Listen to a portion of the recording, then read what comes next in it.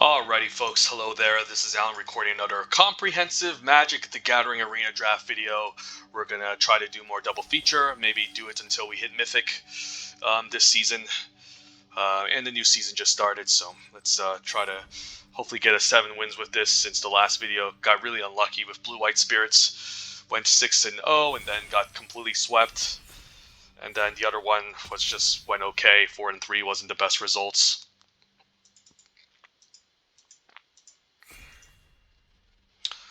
So yeah, my recommendation is to draft blue in this format. Just the most solid, flexible color with a lot of power, great creatures. Black is also quite excellent too, since it has a lot of efficient removal and was popular in both formats, both Innistrad Midnight Hunt and Crimson Vow. Blue was slightly worse in Crimson Vow, but it was actually a really solid color too. There wasn't like a huge gap like in Midnight Hunt, where both of the two colors dominated. Alright, it's an easy wedding announcement. Card's a bomb. It's not an unbeatable bomb. I've definitely beat a wedding announcement before, and people have actually beat me with wedding announcement. But once it comes down, it's really just incredibly powerful. Just generates so much value. Card draw, 1/1 tokens to block and attack with. Seems like a great card. Interesting second pick would be between some of the uncommons here, which are okay. The best common here is Sigarda's Imprisonment. Out of these uncommons, might prefer Valorous Stance just because it's cheap, efficient. White is one of the better colors in the set. Seize the Storm, I feel like got a nerf if you try to do the whole blue-red thing, or the red spells-based decks. It had a lot of support, a decent amount of support at common in Midnight Hunt, but in Crimson Vow, it wasn't really a spells deck. It was more like just a good stuff deck with multiple creatures. So, yeah, I would take Valor Stance over Castaway. Castaway's good, and I know blue's the best color, but white's still good. We'll take Wedding Announcement for sure. Maybe end up splashing it if white isn't open. All right, we could just take Jacob and draft a blue-white deck again. The other mythic uncommon here is this is a mythic, but this is the mythic uncommon Dreadhound. It's a powerful win condition. Great with decay tokens as well. Best commons like Weaver Blossoms here. But we're definitely not taking over Jacob and Dreadhound. Yeah, it's probably just Jacob here. Jacob is good. And then yeah, it's just a card advantage engine in the late game. You gotta kind of have to think of this as a looting effect early on, and then a 6-drop later that can just draw you cards and just outvalue the opponent. And I'm a bigger fan of blue-white than black-whites, honestly, since I think they're just more overlapping synergies in both two color pairs. So I can see taking Jacob over Dreadhound, but Dreadhound's also just a fantastic card. But yeah, let's take Jacob. Maybe end up blue-white again. Slowgurk is fine. It's not necessarily a card I care about too much. If you have a bunch of Organ Hoarders and Eccentric Farmers and you can cast this early, you can get value out of it. But if you don't, it's just a 3/3. I'm liking just a Silversmith. I think it's just more impactful. Just a 4-mana 2/3 that can just put 2 counters, especially great with flyers. This is definitely a top common in Midnight Hunt. Fading Hope is also fine. 1-mana balance play that you can take, but I think there's plenty of balance when 2 sets are combined. Geist Wave, Alchemist Retrieval, so we don't need to prioritize a card like this. Yeah, I think it's just taking a single color card, and Silversmith stands out as the best card in this pack. Geldrifter is also fine. Has some Disturb synergy, but it's just been an okay card. Doesn't block pretty well. Silversmith, I think, is just more impactful, so take Silversmith. Alright, there's a Wolf Strike, and I guess there's Phantom Carriage, which we can take as a top-end beater. Evolving Wilds could even help splash wedding announcements if blue-green is open.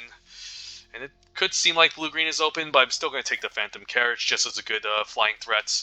If we still end up blue-white, it's nice to have a top-end card that can give us some value in the late game. But Wolf Strike is also a consideration if we end up blue-green. And, alright, Lunak Veteran, the best white common in Midnight Hunt is here.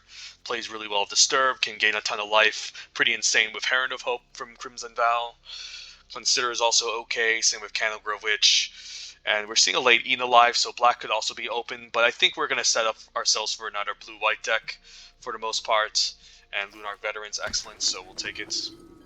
And Heron of Hope into Lunar Veteran is nutty. Okay, so happy seeing white is open this late. Also Winterdorn Blessing, so the blue-green Disturb deck is open, especially being past Slowgurk and now into Wolf Strike, into Winterdorn Blessing. But again, we got to stay mono-colored, and Heron is a great follow-up after Lunark. The best card here is Midnight Ambush. Do I care about Stitch Assistant? It's not bad by any means. But I don't care about it too much. If we do pick up the Bilumig, it's okay. And blue-white, I don't care about this too much, even if you can sack Lunar Veteran with it. I'm just going to take Olivia's Midnight Ambush. Maybe we just end up black-white. Just solid efficient removal, really good in this format because of the werewolves and vampires. And now, I'm not sure here. I guess if we gain a bunch of flyers, we can just draw a million cards, but there's enough card advantage in blue. I'm not sure here, just more cards, point of discussion. Dawnhard Geist, I guess, isn't the worst. I guess it only triggers off of enchantments, so it's also not that great. Could just take the rare for funds. Don't care here, I'm just going to take the rare for gems. There's a chance we end up playing this if we make a million flyers. Pretty late C's, but we're going to be focused on creatures, so it's not good. Just take a Geist Wave as a good bounce spell if we end up blue-white. Yeah, so if we cast it out the Cleave, yeah, we can just hopefully make a bunch of 1/1 flyers, and this can draw a million cards if we get there, but it still takes a bit of setup. Geist Wave is pretty good. And since we're not really an exploit deck, I feel like Stormire Spirit makes a solid 5-drop in the blue-white flyers deck. Since we're more aggressive and tempo-oriented, seems better than Scab, which plays better in blue-black. And then, yeah, we'll take a Gale Drifter, why not? Just a random 4-drop that can fly over, apply a bit of pressure, and we can get back later. So I guess we're doing blue-white again. I don't care about secrets that much, even in the Disturb deck. So I'll just take the Shady Traveler in case we somehow end up black as a decent solid common. And I'll take a Consider, could always play it just to maybe help us surveil a bit, put a Disturbed creature in their yard. So alright, our blue-white deck looks pretty decent. We don't have a lot of Disturb synergy going on yet, but we can hopefully get there as we open up a bomb rare Avabur Caretaker, which I'm going to take for now. And maybe consider green as an option if it's open. Maybe splashing Wedding Announcement, cutting the other green cards. I mean the other white cards, since it's just a broken mythic. Otherwise, the cards that we take are just going to be too underwhelming. Geist Wave, we can hope to get a copy of later. Cavalry's whatever. Unruly Mob is whatever. So we'll consider now the Avabur Caretaker. Maybe we'll end up blue-green somehow, splashing the Wedding Announcement, abandon white, and draft a fun blue-green deck. That could even, I guess, have Winged Portent as a card that we could play. Since green looked fairly open in the last pack. As we get past Welcoming Vampire and Intrepid Adversary. Okay, so I guess green can be off the menu now. Between these two, it's interesting. I think it's actually the Welcoming Vampire. Adversary is a good card that can pump our team, but it takes a lot more mana to get going, and I'm afraid we could just end up with too many expensive cards, whereas Welcoming Vampire is another flyer that can help us close out in blue-white and can also just draw us cards, which could be something that blue-white doesn't do necessarily too well. Like, we aren't going to lack win conditions. We're going to have enough flyers to close out. I don't care about pumping the team. So I'd rather have the value engine that can draw me cards in case we don't have any more, just in case we end up flooding in the late game, or we need to find some answers. So I'll take Welcoming Vampire here over the other white mythic rare, which I would second pick. This pack, no amazing green cards again, so maybe Avabur Caretaker can go. Probably just take the Search Party Captain. It's better if we have more 1-drops to be aggressive with. Panic Bystander is okay, but I don't really like it unless I have the activated ability. Can gain us some life, but I think we just want some value, and Search Party Captain is nice. So we'll hopefully get there with some early game threats that can help us attack on curve. As I say that, I'm not really a big fan of the Hopeful Initiate. Could take the Blessed Defiance, could also consider Cruel Witness, but it's probably just worse than Gale Drifter and the rest of these other 4-drops. Double Blue is also not the easiest to cast. This is fine, but I'm hoping we can get some better 2-drops later. We do need some early games to help with the Search Party, but it's probably still Blessed Defiance since the card overperforms and is pretty good. The green cards are just whatever. Hopeful Initiates, whatever. Take the Blessed Defiance. And then, okay. Soulgive Gryff is pretty good. There's also Selhoff Entomber. If we had more Disturb, it's quite good, but we aren't getting too much Disturb. This is also whatever. I think we take Soulgive Gryff. Just take the raw power card and then hope we get there. Sigarda's Imprisonment was nice. Pick up. And then now Beethoven Angler is definitely a better card than Beloved Beggar. So now we get to lower the curve, have a nice Disturb creature early on. Might not play Phantom Carriage if the curve gets pretty high, and I don't hate Homestead Courage if we're more aggressive. Put in the sideboard for now. Seems better than the other flyer, so could consider cutting this if we feel like we're gonna get too clunky and expensive at 6. And since Jacob is technically kind of a 6-drop in this deck anyways, it doesn't really affect the board state that well, but it's still a value engine. We'll take Geist Wave. Not sure if we'll play second. Copy. And then, yeah, we'll take a Guest, or just take a Bounding Wolf in case green is open somehow. Green-whites. So first pick the Bomb Rare, but green didn't seem open particularly, so maybe we shifted the blue-green cards to our left-hand side, and the person got our message.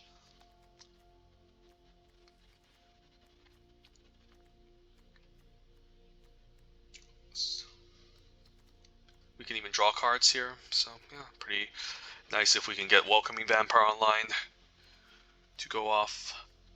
Probably don't need Consider as much, but could use the rest of the bounce spells.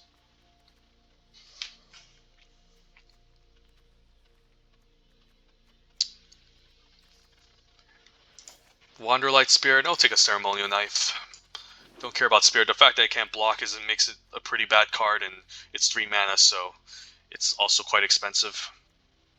So I'm hoping I can get some more 2-drops, some Lunar, some whatchamacallit, Lantern Barrows on turn 1. A Traveling Minister would be pretty awesome as well. So second pack went okay, but I feel like there is another blue-white drafter at the table. But it's fine, it's still open. Alright, Cemetery Illuminator is perfect. Another flying threat that can exile whenever it attacks or ETBs. And then it can just keep casting. It can act as a card advantage engine. If I exile something, the card type it can cast. So you don't want to exile any lands with this, since it counts as cards that you can cast, and lands counts as cards that we end up playing. So easy Illuminator. Pack 1 pick 1, I think it's actually closer to Morbid Opportunist, funny enough. Yeah, both of these cards are amazing. Probably just Morbid would take Morbid over Illuminator, not sure, but Illuminator is perfect here with what we have. Just definitely the perfect card for us. So another interesting pack here. We should have enough 3s. I think I count Morning Patrol as a 3-drop. I mean the Search Party Captain, since we're bound to attack with 1 creature and it's okay. Could actually just take Panic Bystander. It's not the worst. It gives me a 2-drop that whenever a creature dies I can gain a bit of life. Since, again, it's not like we need another Heron. It's a good card, and probably the better card than Panic Bystander, and then Morning Patrol is just very okay. I just need to hope to get some 2-drops to curve out with. And, yeah, I think it's Panic Bystander here. And it is definitely an above-average 2-drop. Between Kindly Ancestor and Mischievous Geist, again, I think we just take the good 2-drop. And it plays pretty well with flying, since if we attach it onto a flyer and attack, it can also draw a bunch of cards. Just gonna prioritize the cheaper card over Kindly Ancestor. Concealing Curtain's also good. But now we can lower the curve more and our deck looks better, and Patrician Geist is a nice payoff. Easy pick, and can reward us for more spirits that we end up playing. So, yeah, we'll take it. And then Dream Shackle Geist. Alright, blue spirits are open. Pick 5. Great card, yeah. Not going to talk much about, so I'm happy that we actually took those 2-drops over to 3-drops now, since our curve is again getting pretty high. Gutter Skulker I can take or leave. There's Stitch Assistant, which I can take or leave. Don't mind actually Larder Zombie, since we don't really have that many great blockers in this deck. Some okay ones, but I don't really care about Skulker that much, even though it's a Spirit and an Aura. Just kind of clunky at 4, and we're not really trying to exploit. I'll take Larder. Not sure if I'll play it though. Witch could make it, just a good 2-drop. And if we can enable Coven even better, we have Gavney Silversmith to put counters. We can even main deck, I guess, Homestead Courage to make it more likely. So we'll just take the good 2-drop. And then our deck looks really solid. Just take another... Not big fan of Mysterious Tome. I know blue's a very strong color in Midnight Hunt, but this is one of the cards I don't really like in Midnight Hunt. I'm still going to take it here anyways. But definitely one of the cards I wasn't a big fan of necessarily. And then not sure if I'll play Steelclad Spirit. Only triggers off of auras, and we're kind of like a mix of each. Ooh, late Heronophobe. I'm happy to play maybe second copy of Heronophobe. Yeah, I love seeing this late, so if we could just throw in one more playable and we should be fine. Maybe Homestead Courage to enable some better attacks. Consider is okay, but I'd rather just have another creature or another card. I could play Nimbleghast Beguiler since we were kind of lacking a bit of interaction. Yeah, we don't have much interaction, so I might consider this, which is actually a fine top-in, or Supernatural Rescue, actually, just to lower the curve. Card's pretty good.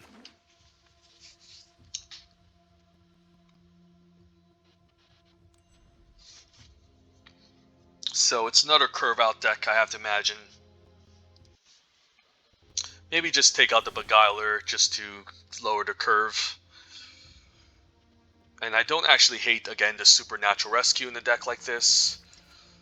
And I like both of these other cards a lot better to serve as win conditions. Supernatural, again, is pretty nice with the cheap early spirits. So let's take a look at our interaction. Imprisonment was nice. Cemetery Illuminator is, Dream Shackle Kites also counts as interaction. So, yeah, we actually get another removal spell in the form of a creature. And then I think, given that we're blue-white, we just need to have the extra bounce spell, I think. Blessed Defiance can maybe go.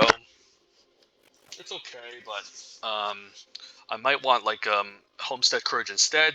This way, it's a permanent that can stay on our creature, and then it's pretty good at the Candle Grove Witch, which I think is important. So I like the 5s.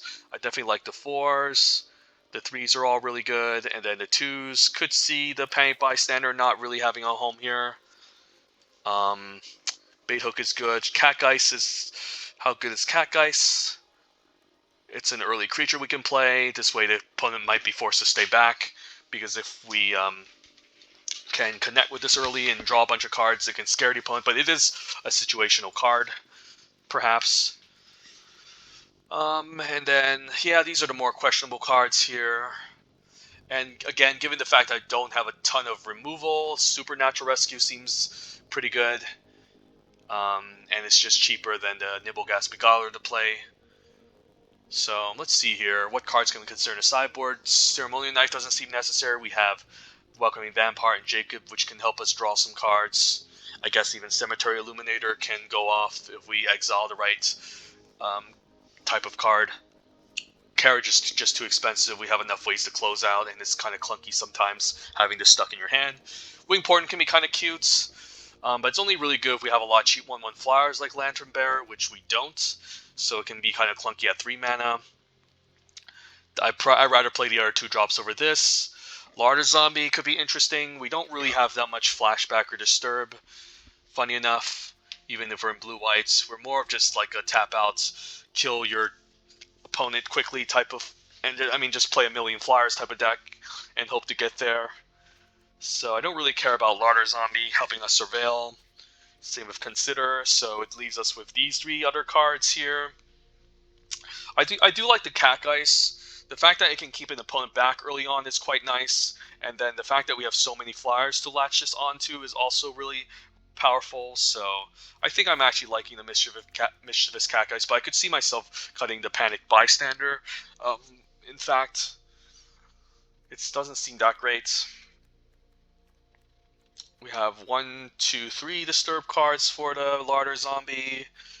Panic Bystander is a 2-drop we can curve out with. Can gain us a bit of life at the very least. I don't really need another top-end 5-drop with Nimbleghast Beguiler. I don't hate the Supernatural Rescue to tap some stuff down at instant speed and to attack. In terms of spirits, we have 6 spirits, so it should be enough to enable Supernatural Rescue, I have to imagine. We can even main phase it. How many creatures do we have? 17 creatures, so we do have a lot of creatures already, interestingly enough. So maybe it's Homestead Courage, actually, or Blessed Defiance, which is quite a good card too. Blessed Defiance is pretty good. It does make a 1/1 Spirit for us too. So it's not the worst. Could actually be better than Homestead, since Homestead is better if we can flashback it. But this being able to just put up counters and just get in a good attack could be nice. So I don't hate the Homestead can enable our creatures to attack past something, and then sometimes the opponent don't really expect it for the most part. And it's also key and instrumental for the Candlegrove Witch to gain Coven, which we can't really enable too well in this type of deck. We don't have a lot of 1 power, I guess 1/2 power. I guess we have a 0 power Dork, which can enable Coven for the Candlegrove Witch. So it's actually not out of the question, to be honest, but a 2/2 doesn't really accomplish much. This can at least come back as a creature, this can fly over, this is a value engine, this can at least become a chump blocker that we can latch onto a flyer later. So maybe it's just a Homestead Courage versus the Blessed Defiance. Blessed Defiance is fine with some of our life gain. It can be fine with some of our early creatures too. But it's probably just this Courage, I have to imagine, maybe. Yeah, the Courage is pretty good. Actually, never mind. I still need 2 more cards in the library. Yeah, I guess I still need 2 more cards, so never mind. I guess we can just throw in a 2-drop for the hell of it. Just to have something to curve out with, and just to help with the Welcoming Vampire as well. And then I guess we just throw in a Homestead Courage. Could also cut the Panic Bystander and have extra Blessed Defiance, but then I'll be lacking some early game. And yeah, this is probably better than Blessed because it stays permanently. And yeah, we should have enough ways to close out. I don't care about making a 1/1 Spirits. Alright, I guess I miscounted, so 9/8 seems good. We're definitely 17 lands. So let's just, yeah, do this Azorius deck again, part 3. And maybe this one will be our lucky deck that can get us to 7 wins. We have double Heron to gain life as well.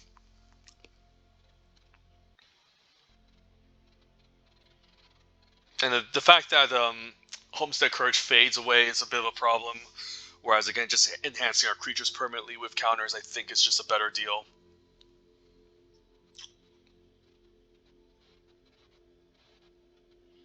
And I mean, I guess there's also a chance that the Panic Bystander transforms if we can gain 3 life. So basically we just need to get in a hit with the Heron of Hope, and then it becomes a 3/5 blocker. Even without the activate ability, it's just a good blocker. So I guess Panic Bystander is a solid inclusion. So what am I talking about?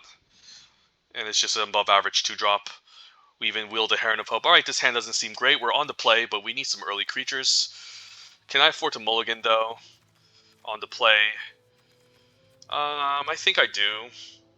Or just wait until turn 4 Heron of Hope. And then hope the gold opponent just doesn't curve out like crazy. You know what, on the play, on the draw, I think I discard this hand. On the play, I think it's reasonable to keep. It's not amazing, but I don't really like the mull on the play, and this hand could be a lot worse. So I'll risk it here. Larder Zombie, sure. And hopefully we just don't draw a million lands. Can Imprisonment something next turn, but probably need to save it for something scarier. I guess Jacob isn't bad to imprison. Jacob is fine. This can help him loot, but this doesn't stop activated ability, so I think we actually play the Panic Bystander here. The question is whether or not we put a counter onto this. If we put a counter, we can attack past the Larder Zombie. And then next turn we're planning to play Heron anyway, so I think we actually put a counter and just load up some, get some value going. And in this way we can at least attack for 3 next turn and be mana efficient. And then eventually we can transform this into a larger creature. So opponent activates Jacob.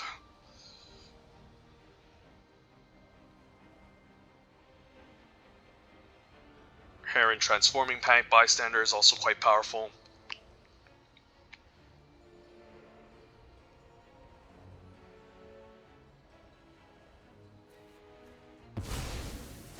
So not sure what he exiled, so it doesn't tell. But eventually he can cast a Giraffe. Okay, that's also a problem. I don't really have anything to exile in the graveyard. I could play out the Cemetery Illuminator, I guess. And then put a counter on the Panic Bystander. Not sure if that accomplishes anything. I guess I can swing in for 4 at least. But then I probably want to put a counter onto my Flyer to eventually attack past his stuff. So I'm just going to play Heron and say go here. But Giraffe is a problem. I can still attack with this and gain 3 next turn to transform Panic Bystander into a reasonable attacker as well. But they play 2 powerful Mythics here. He can even sacrifice Slaughter Zombie eventually and make a 3/3, so that's a problem. But I can put a counter onto this attack and gain life. It's going to take a while for him to transform Jacob, so the opponent also, I guess, misses land drop. Ghoulish Procession is fine. So the opponent's going to make a 3/3 next turn. I can still attack into it if I put a Homestead Courage and take it from there. So I think the play here is Homestead Courage on the Heron. Attack and transform. I'm not sure. Or I can set up the Imprisonment onto Giraffe next turn. I think I still Homestead here.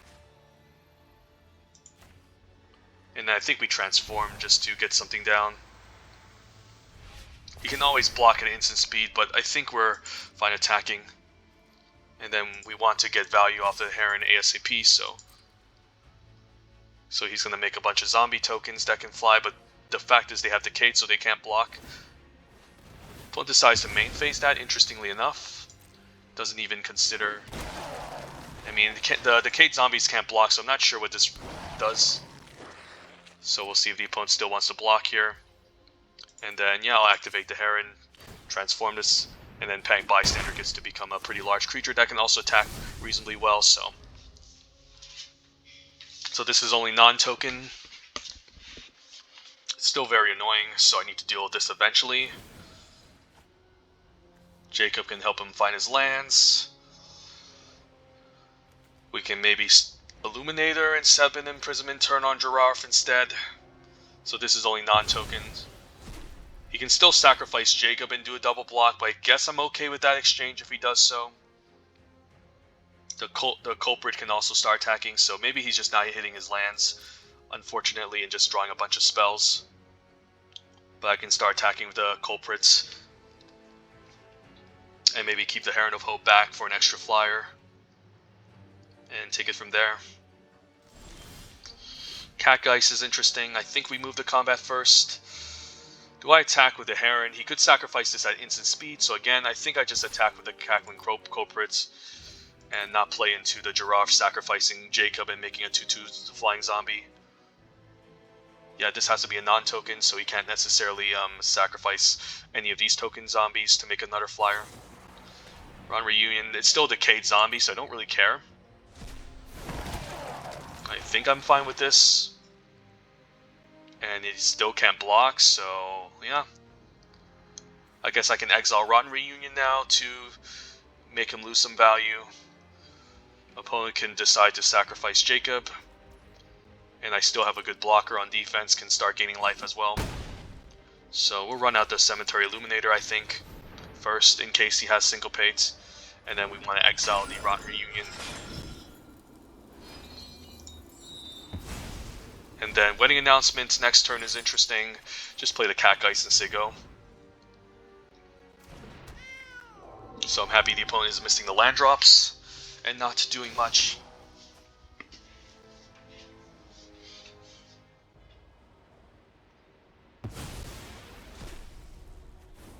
I can also be annoying and try to exile Jacob, but then he can just stack it to Giraffe. So I think Giraffe is enemy number 1. This is definitely the card we need to deal with first over the rest. Organ Hoarder also gains flying. I can still attack with a 4/6, I guess. Wedding Announcement is quite strong too. So yeah, interesting. So I might still want to Imprisonment on Giraffe to exile it next turn. But I can lead an attack with Cackling Culprit, but if I do, he still gets a good double block. So let's just Imprisonment on Giraffe and get rid of him ASAP. and just pass a turn. Next turn we can exile and then attack, and we still have some good blockers on defense. Jacob is also going to be annoying since he can transform it once he gets double blue, but I think again Giraffe is the problem, since we just don't want him to have a million flying blockers, and then we can start attacking and generating value. I'm fine if this attacks. I'm hoping he doesn't have an answer for the imprisonments, otherwise we can just easily lose the game.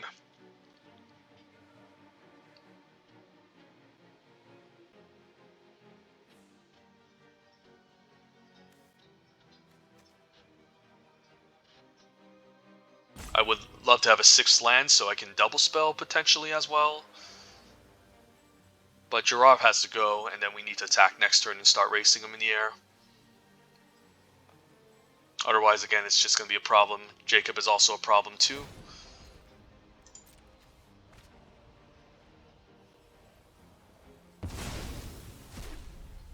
And he can just play a bunch of cards for free, which is again an issue. Consuming Blob is powerful, but maybe we can win in the air. So yeah, let's just exile Giraffe next turn and start racing. Otherwise, he's just going to go off. And I guess I can start exiling cards from his graveyard too, so then we can lower the amount of stuff he gets from his Blob. So yeah, we'll say go. And I think we exile this immediately now. And then we can still attack and then exile the creature to get rid of a card type. And then keep the 4/6 back as a good blocker. So now this shrinks the Blob and also can give us some value. Next turn we can just play a creature off the top for free. So he would need double blue to transform Jacob and cast something this turn.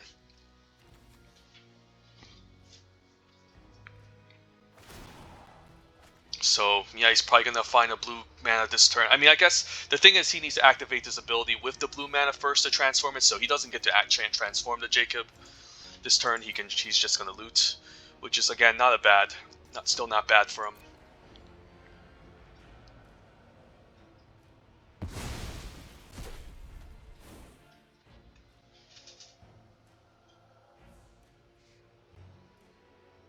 And these stay in exile even if Cemetery Illuminator dies. Rot-Tide is okay, but I can sacrifice the Mischievous Catgeist and also attach it to draw cards, so I'm actually fine with this exchange.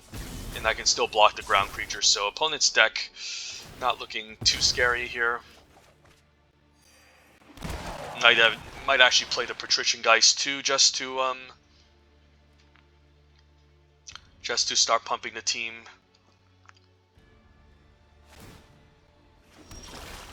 So yeah, unfortunately a land I can't cast. So probably this turn we just want a Patrician Geist and just attack and draw a card, or yeah, Patrician Geist can allow us to cast this for cheaper. So I think we go for it here. We actually put on the Heron of Hope. So this way we can still play our 1-mana Lunarch Veteran once we draw the land. And yeah, let's just exile the land here to shrink down his Blob. So just a bunch of random 1/3s. And yeah, just FYI, we can only play lands, not cast them, so Cemetery Illuminator doesn't get to ramp out the land here. And we can still take all the damage and then swing for lethal. Even if he transforms Jacob, he can only cast 1 spell. So opponent has some powerful bombs, but some questionable splash options, I think. So he would need to deal with all my flyers, so it's going to be a little bit rough, especially since all of them represent lethal, and it doesn't seem like he has any life gain. I can still take all the damage as well, and we're still good. Blob still remains as a 0/1. Even if this dies, they all end up in exile, so Illuminator was pretty nice.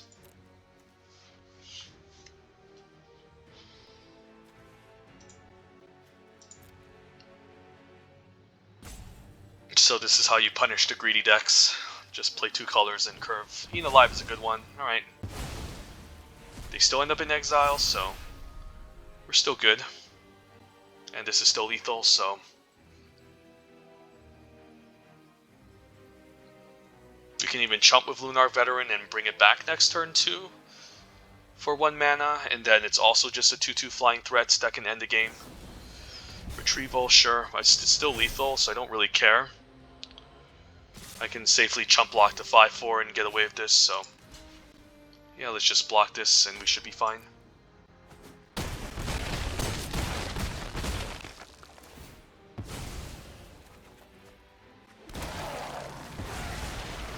Yep, and yeah, there we have it.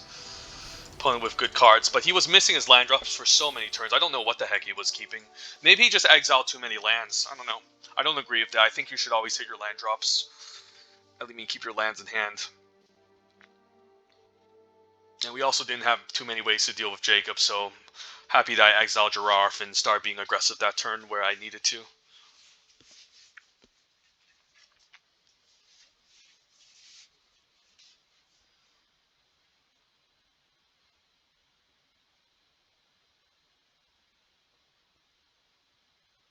And yeah, Panic Bystander did a lot of work that game. Could just block really well, hold off everything, and even managed to transform when we just activated the Heron of Hope once. Surprisingly, Bullet didn't decide to block the Heron and then sacrifice in response to deny me the life gain. That would have definitely made a huge difference. But the fact that he didn't block meant that I could transform it, and then then I get to get a 4/6 body on the battlefield. So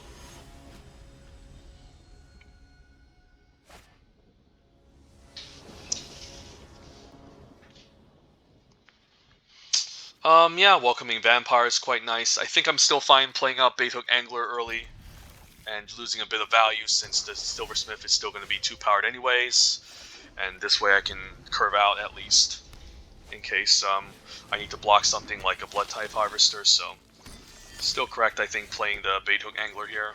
Then we can Welcoming Vampire and then maybe get a Silversmith and draw a card. Blood-type Harvester would need an extra blood token to deal with the Welcoming Vampire. If he does this, I guess I'm fine just taking 4. I could block it though, but I can still block the Welcoming Vampire. If I block it, then he can attack for 3. I'm going to take 4 here. The Welcoming Vampire blocks it nicely, and then I do want the 2/1 to hold off the 3/2. We could play Dream Shacklegeist, but I think I'm fine playing out the Welcoming Vampire, because if it resolves and there's no way for him to deal with it, we can just go off. Next turn we can decide what we want to play.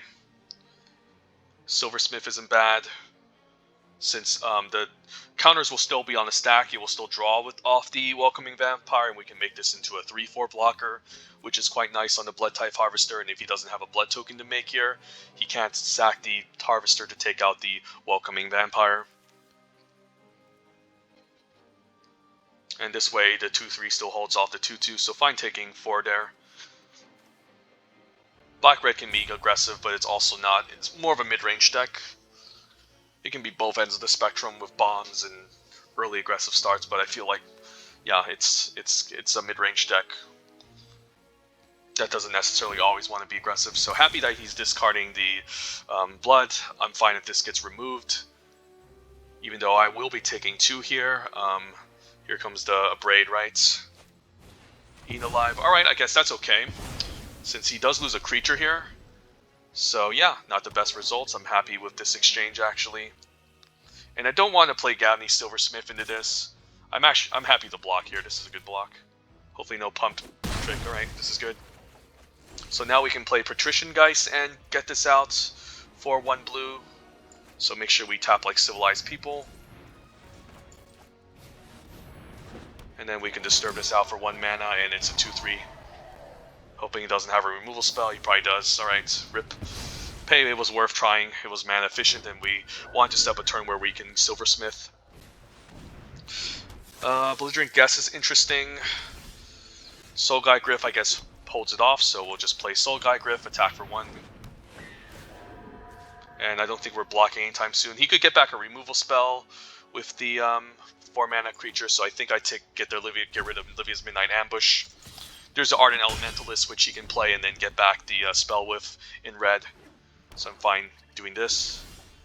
And then Search Party Captain is nice. If I attack with both, we can still do this. I can also Silversmith, input a counter, and Homestead Courage. I can cast this for 2 mana. I'm not sure. Let's just get the Silversmith down. And then I'm fine enhancing gear. And yeah, you know what? Let's Homestead Courage on the 2-3. Since it makes it into more relevant threats. And this is a must answer as well. If he has Burn Down the House, that would kind of suck. So I might want to consider flashing back Homestead Courage next turn. Just to make some bigger bodies to survive Burn Down the House, which is a red rare. Could also see turn 7 Dread Feast Demon again. No Dread Feast, just a Blood Fountain. Alright, that's okay. So end of turn he can use this to bring back his creatures. I'm fine actually if he decides to...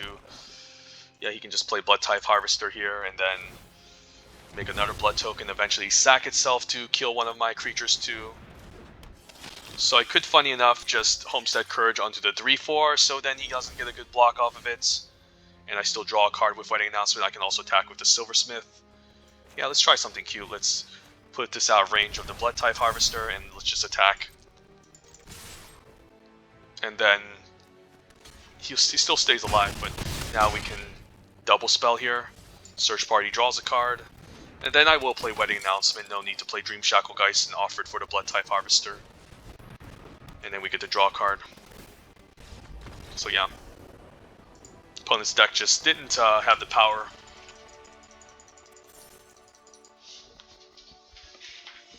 Just too many 2-for-1s.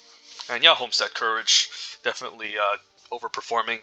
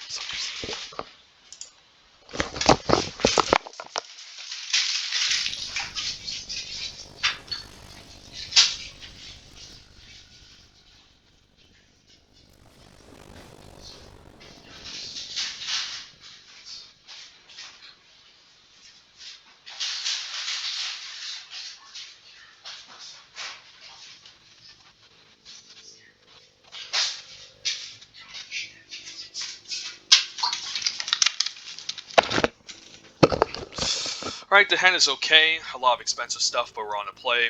Lunar Veteran 1. Just hope to get lucky, I guess, so I'll keep. Might even cycle Geist Wave just to draw a card, funny enough, but... Yeah, I'll risk it here. It's not a great hand, but if I miss my land drop, I'll just Geist Wave the Lunar Veteran. And just draw a card and generate some value. Yeah, I guess with 2 Geist Waves we might as well, so... I'm down to just bounce Lunar Veteran to maybe make it easier to hit my land drop since we have another Geist Wave.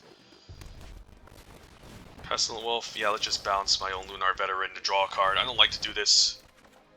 But again, I think it's a necessary evil if I'm not hitting my lands. Yep, rip. Miss my lands, so we're probably just dead here. I shouldn't have kept this. We should. Okay, and Tovolar is probably just game over. Because he just draws a card, right? Yeah, it's probably just game over here. This was a bad keep. Alright, let's not keep shitty hands like this. Third land drop doesn't accomplish anything. I can bounce Tovolar, but he just recast it. And then I would need some good blocker against it. This is dumb. Let's not keep hands like this. This was dumb. I should have just mulliganed. It's a terrible keep. Oh my god, what a mistake. So that was just a free game for my opponent.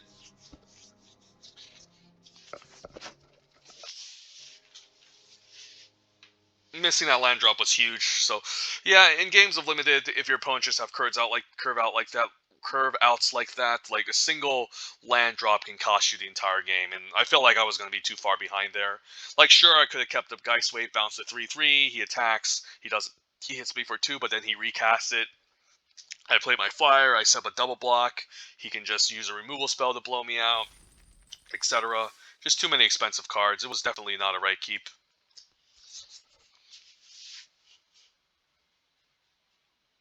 I just hate mulliganing when I'm playing, but we just had to have all of our 4-drops in our opening hand that game. It was just not a right decision, and just just very bad luck. There's a chance that our hand could have been worse, but there's a chance it could have just been better.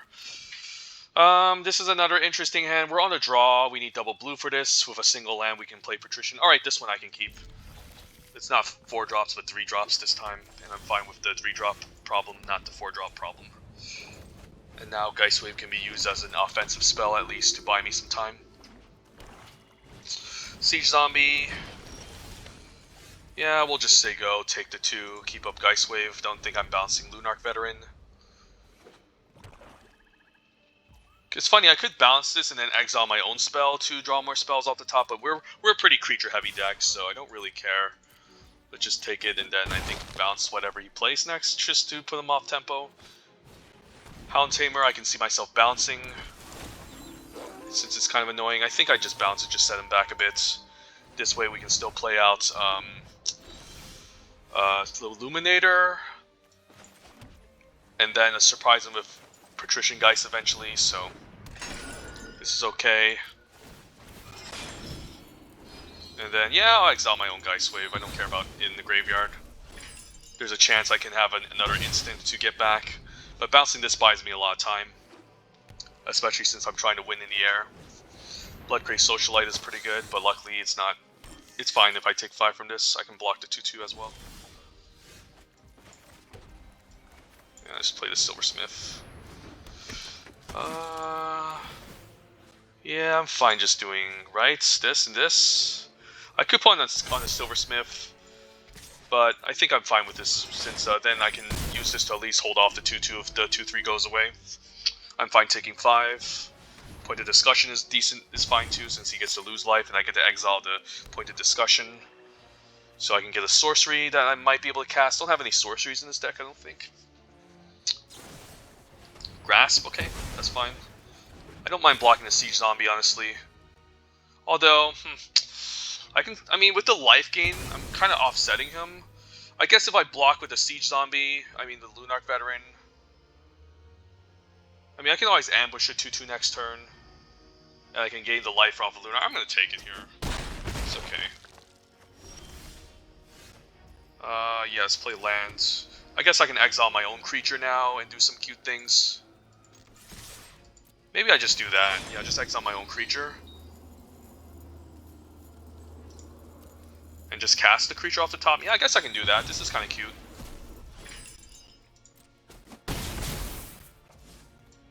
just keep drawing cards. Should have maybe main faced this to hit for 4, but this is fine. But now, yeah, Lunarch Veteran just keeps gaining life. Not sure if I'll gain 3 next turn or transform, but that would be kind of cool. Farmer, so I don't want to trade here, otherwise he gets a good life linker. So I'll just take another 5 or whatnot, so that should be fine. I can still lock this down if it becomes an issue. Or lock down Hound Tamer. Welcoming Vampire was a nice gift, so we'll play out the Welcoming Vampire. Can even Homestead Courage onto one of our flyers too.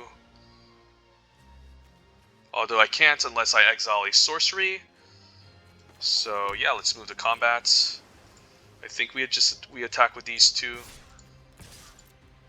Exile is sorcery. Yep. And then I can just cast a bunch of interesting. Why can't I cast? I guess it's only once per turn, right? Yeah, it's only once per turn. I think I locked down the farmer here so he doesn't gain life.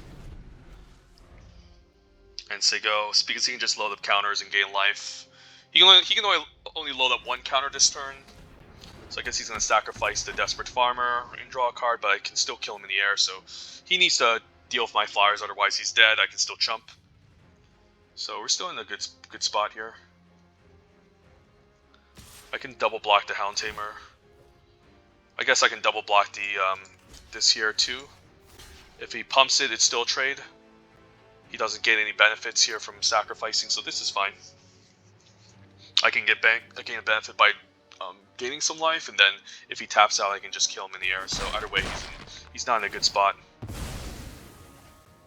So luckily I managed to lock this down, so he doesn't get to block with it or attack with it. He kills my flyer, okay. But I guess I can still flashback twice, this can't block. So yeah, we can just Homestead Courage for the win, so just load it on my flyers. And that should be game over. Yep.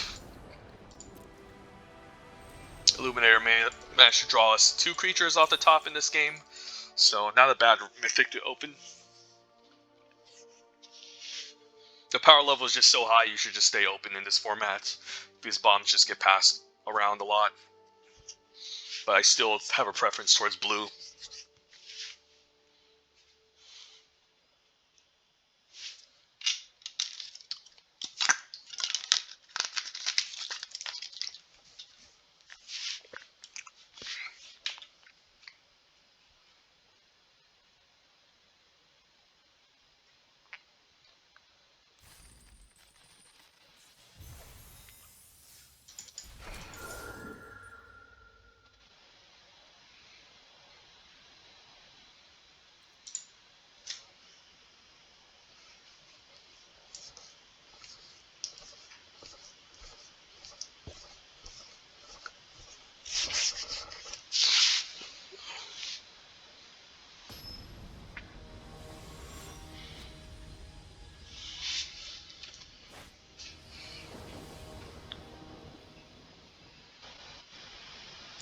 Alright, no second land, so this is an easy mulligan. Yeah, this is definitely not a keep. Even if I get my second land, I need to pray and hope I get a third land, so we need like 4 lands, 3 lands off the top to at least curve out with all this stuff. So yeah, definitely not a keep here. Can I have a hand with a couple lands at least? Maybe 3 lands could be fine. Bomb a spell or just bomb a land, who knows. Yeah, I feel like our deck could be clunky with too many 4-drops, but I still think it's 17 lands and the right way to go. Could always cut the Gale Drifter, honestly. Fine card. But I could consider maybe having the... Alright, this is a lot better. Let's keep, and then... I like all these cards. Mischievous Catgeist is interesting. And it's also Spirit, so it can become a 2/2 the Patrician Geist, but I would need to ditch the Search Party Captain, which is also just very good. I'm going to ditch the Search Party, because curving out with the 1-drop Lunarch Veteran to Mischievous Catgeist and the Patrician Geist can be kind of game-breaking. We're on a draw, though, right? Oh, man. I hate being on a draw like this. So we need at least 2 creatures to attack to give this a discount. It's still probably correct keeping the Mischievous Catgeist, maybe. Yeah, maybe this is still correct.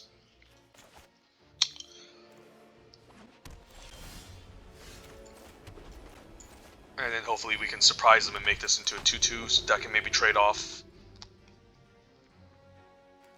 Because the Search Party Captain is still going to take a while to grow. That's a good one.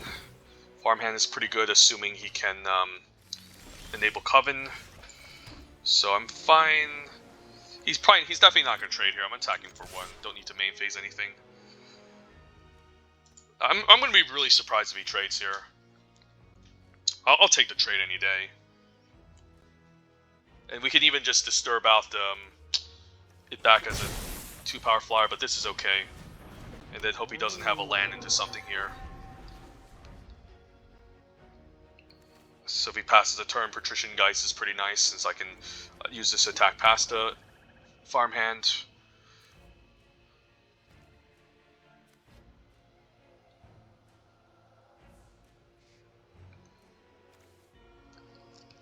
And Heron of Hope is pretty insane with Lunarch Veterans, so that's going to make it very difficult for him to race on turn 4. Occultist, alright, so he can still double block, but I'm still fine with that.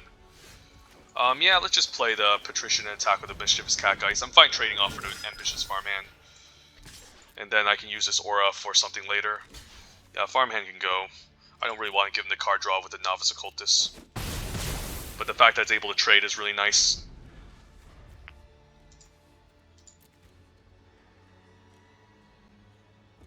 And then, yeah, this can be annoying once he gets Coven. It's just a 3/3 lifelinker. So I'm happy with this exchange. Interesting. So he could sack the Novice Occultist on the turn. Bereaved Survivor is okay. So he can attack and bring back a creature here. So not sure what I want. So I probably want to keep this back to block the Bereaved Survivor. I guess this only happens when a creature dies. So I think his plan is to sack this turn. Let's think. Yeah, his plan is to maybe sack next turn, transform the Bereaved Survivor, attack, maybe bring back the Ecstatic Awakener. So I probably want a good creature that can block this, or at least bounce. I could Catgeist and keep up the bounce trick, I guess. And then we can always bounce, like, the Bereaved Survivor, or play a Panic Bystander and keep up the bounce. I think we keep up the bounce with the Panic Bystander here. As much as I like drawing a card with the Catgeist, I think I need to play it safe. And I don't want to trade my 2/2 flyer off for the Bereaved Survivor, so this is alright. And we'll say go. So he's most likely going to sacrifice this transform. I can bounce. I can then bring back the Ambitious Farmhand at instant speed. I might want to bounce the 4/4 in fact. But this will have to come into the battlefield tapped and attacking. So I can still block at the Panic Bystander, but he just keeps drawing lands all day. So it's very interesting. I do want to bounce the Ecstatic Awakener. So there's a lot of stuff that can go here. I can also bounce the Avenger so he doesn't get to draw a land. Just take 4, because like we're gaining life to offset this damage anyways. And by bouncing this, he can just replay it, which is kind of annoying, and he can also just get a Plains. He can also get back to Novice Occultist, which is also just annoying. So you know what? I'm actually just going to bounce the Bereaved Survivor here and take 4. Which is fine by me because we're gaining a ton of life. With Heron, we next turn gain 2, we can attack back for 5, so we're winning the race. And this sets him back pretty far. Opponent even decides not to attack because of the whole issue, so Flesh Taker is annoying. Illuminator is pretty nice, so we can exile one of the cards. Maybe it's better off attacking first, or maybe drawing a card. Yeah, this combo is pretty annoying. Maybe do just want to get the Cemetery Illuminator out first. And then we can start exiling his graveyard and attacking with it. I think I do that.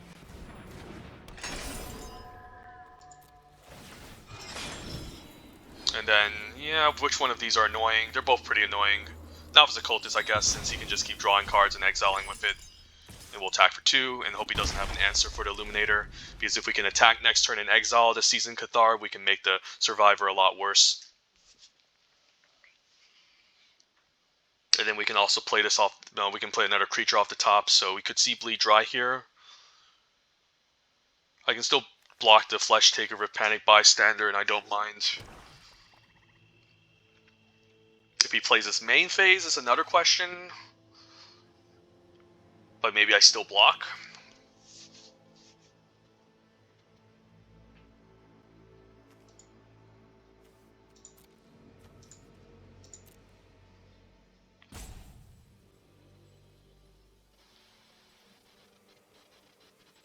Is he actually playing to kill my Bystander? That's interesting too. In that case, I could just chump my 4/4 or just take it. The fact that he gains life and scries off of this is kind of annoying. But again, I think messing with his graveyard is more important at this stage.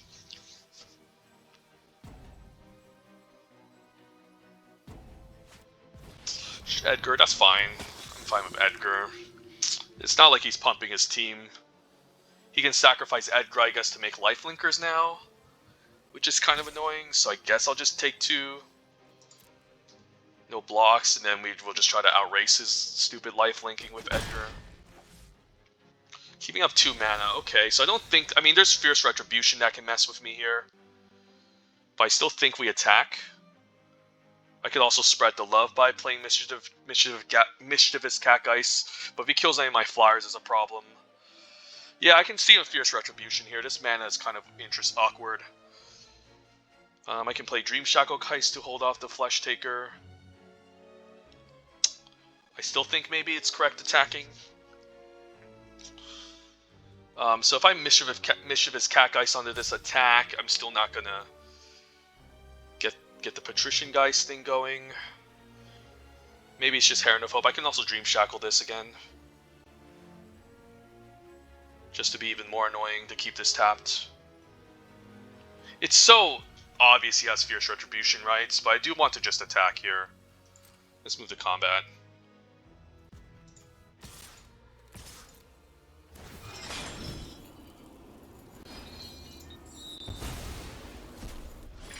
And we'll see a Fierce Retribution maybe on the Illuminator, and we don't, so opponent was bluffing. Yeah, Heron, let's just get it out here. So then we can eventually gain 3 life and transform this Bystander into a good blocker.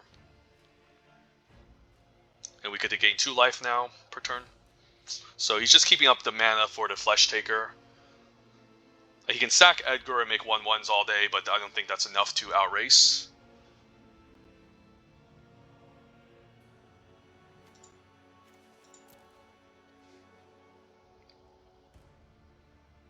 So he was probably pretending to have Fierce Retribution. Opponent probably wants to start making life linkers now. I could also play Dream Shackle to get more damage, but the life gain is powerful, and then again, Panic Bystander being able to transform potentially next turn is really key. So we'll see what he has here. Hopefully no removal, because I do want to, yeah, he's going to sack here and scry. Yeah, makes sense. He could have done it on my turn to get in for the extra damage, but I think he wanted to pretend he had a Fierce Retribution to scare me. So he keeps on top, probably a removal spell, but we're still gaining a lot of life, so we should be fine here. We can still transform Panic Bystander as well.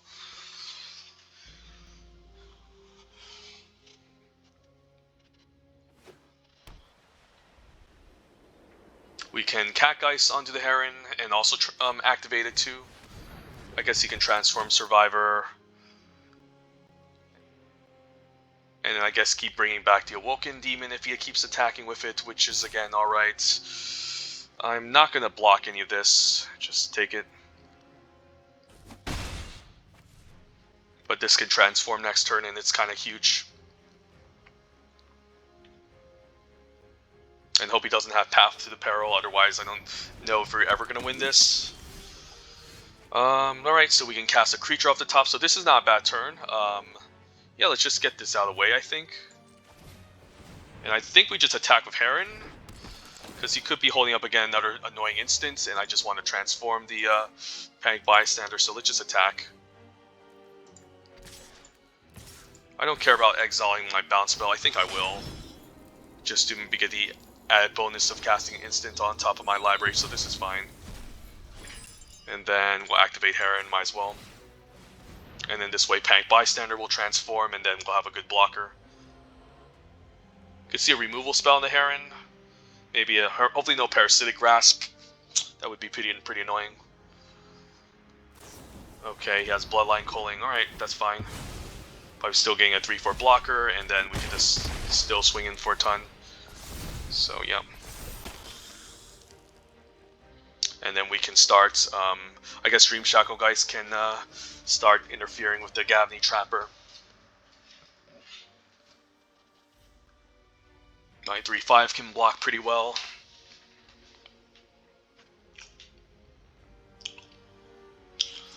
Bereaved Survivor can eventually transform, but he has nothing to get back in his graveyard. This can block the 4/4/2.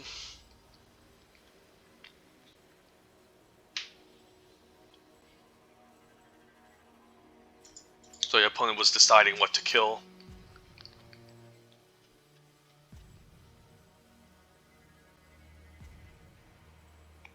So next turn I could just Homestead Courage onto this, maybe start just pumping the team and then attacking.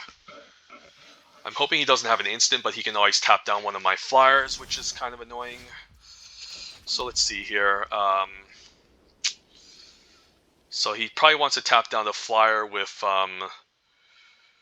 that can draw me a card. So I think it could be correct just pumping the Patrician Geist here. and then playing out the Cat Geist and attacking, or just play Dream Shackle Geist and then that will set me up with another flyer. I guess that's better. And then I want to maybe Homestead Courage to spread the wealth, so yeah, just play Dream Shackle Geist. And then I can just load up counters on both creatures, and anyone he taps down, I can still, I still have Vigilance, and I can still, he doesn't really get any benefits from tapping either one of them down, so this is good. And then I can still attack for a 3 at least. He can gain a ton of life with this stupid Edgar Markov next turn. But I still have a 3/3 back to block. I can still trade maybe? I don't know. This is interesting. I'm hoping, so pre-combat he's going to do that. I'm going to use the target creature can't untap on the Gavony Trapper, so if he tries to tap down my creature, this will stay tapped next turn. So I think this is the right decision. So he doesn't get to mess with my flyers next turn, and we should be good.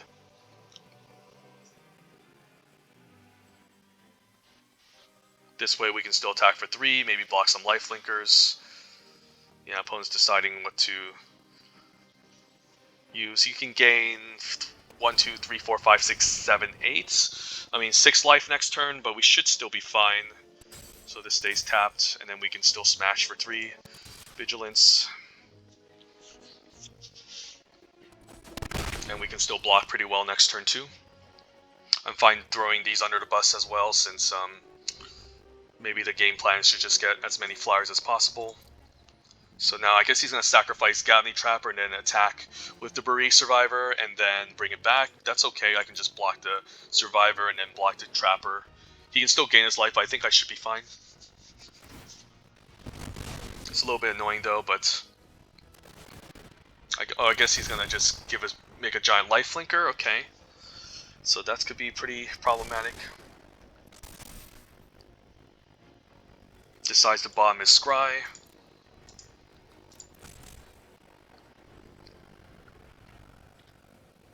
So he could just make a giant life-linking Flesh Taker.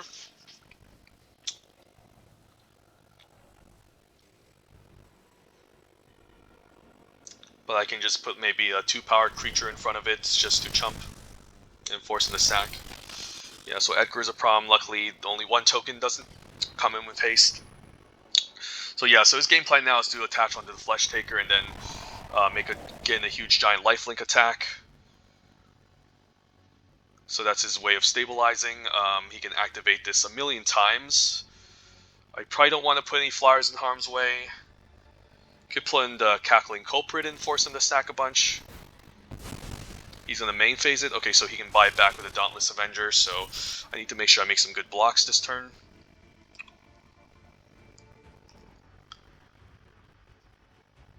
Probably still need to take it from the Flesh Taker, and so the Dauntless Avenger just doesn't buy anything back, because the fact that this can bring back the Flesh Taker is a problem. But the Dream Shackle Geist can at least lock this down, I guess, so maybe I just take the hits. Dream Shackle locks down the 4/4, block the Dauntless Avenger, take it from there. And I'm fine blocking these 3 cards. I'm fine with these 2 going to the yard, so yeah, opponent just wants to gain some life, so yeah, let's block with a 3/5. I can put the 3/4 in front, but I might be a little bit too chicken shit here and afraid. But by doing so, this does force him to sack with the 4/4. I think I have enough life. I can take it even if he sacks it. This way, this kind of forces him to sack it in a sense. And then I can still lock down the Flesh Taker.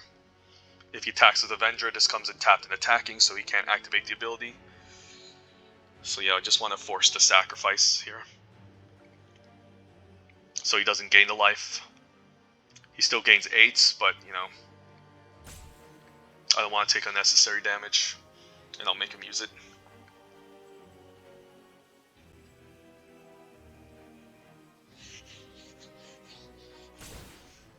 Yep. Sacrifices Edgar. Interesting. Okay, so he realizes that he can just make more tokens, so we just want to keep the Flesh Taker tapped for next turn.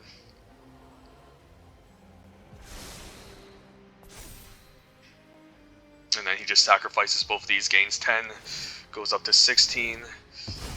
But hopefully we can keep it tapped enough to try to end the game quickly here.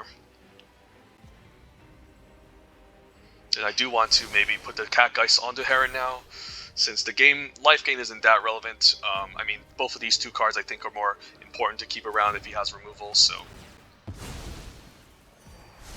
We'll take 10, and he gains 10, but I'll keep this locked down.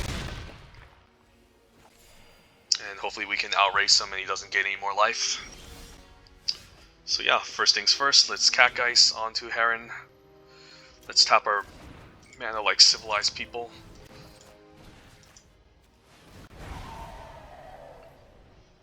And then, do I attack with Shacklegeist? It does speed up the clock, but I'm afraid he could have like a 1 mana removal spell, and this card is important to keep around. So I think we just give this lifelink and attack for 5 potentially, so.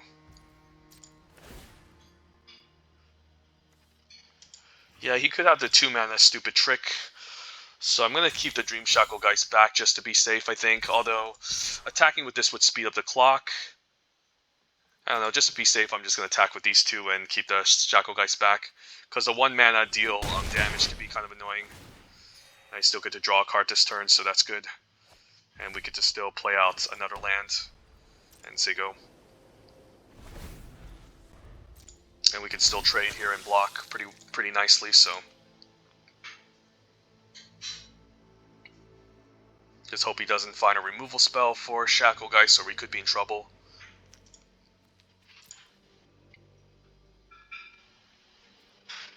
The Heron's also just going to keep drawing us cards. So if he takes out the Heron with a removal spell, there's a chance he has the removal spell for Shacklegeist. Never mind, he has removal anyway, so we're probably going to lose this. Just too much life gain and removal. Yeah, that sucks. And I can't deal the Dauntless Avenger. I can't deal the Flesh Taker because if I do, he just keeps bringing it back with the Avenger. So yeah, we could just be in trouble here. There goes my Dream Shacklegeist. And yeah, Edgar just providing him random fuel and sacrifice is a problem, so we're not in a good spot.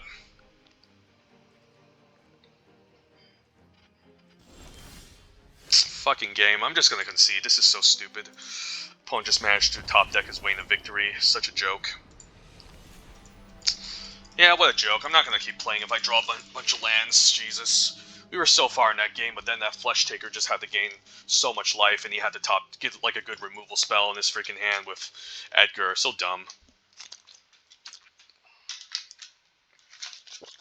Alright, so, again, not the best draft so far. We're still 3-2.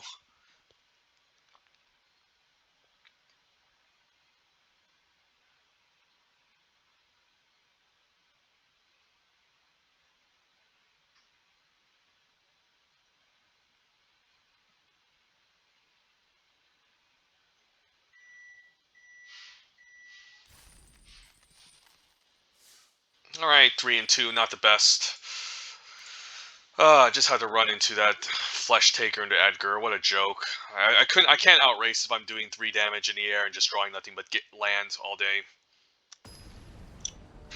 And if I dealt with the Flesh Taker again, he can just attack with a Bereaved Survivor and get back. So it's either way I had to deal with both, and that's kind of annoying.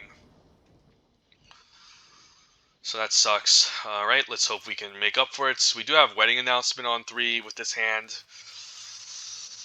You can't go wrong with this, right? Let's just hope we get a land drop. I'm tired of mulliganing. And the last game just kind of got me a bit tilted, so.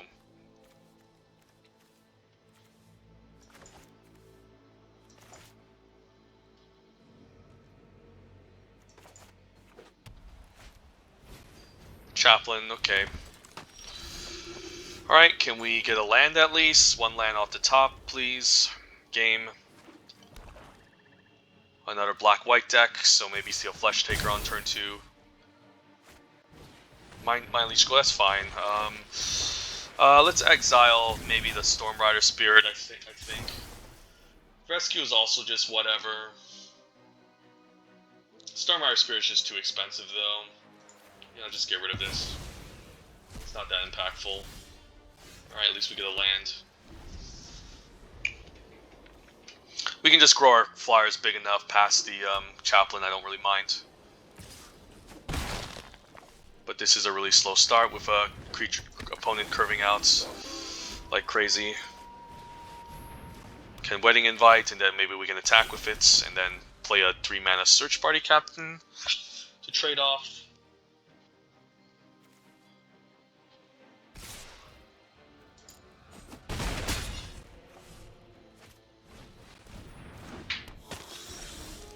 Land would have been great here. I could Homestead Courage, but then I don't get to play a 3-mana Search Party Captain, so I think we have to attack, and then hope we get a land drop, and then maybe trade for the Mind Leech School. Land is good, alright. And then we can still make a 1-1. We can still double block the 2-3, and hope he doesn't have an instant to blow us out. He could have an instant here. I think we still risk it, maybe. Since this is a problem later, I could always bounce it, of course. And take it from there, maybe just take the safe trade here on the 2-2. I mean, there wasn't any slight pauses, so I'm going to risk it. There was no pauses, you don't have a trick. Yeah, he didn't have a trick, alright. So now we just need to stabilize here against his flyers and we should be alright. Dream Shackle Geist is pretty nice. It's probably just Heron here and then just pass the turn.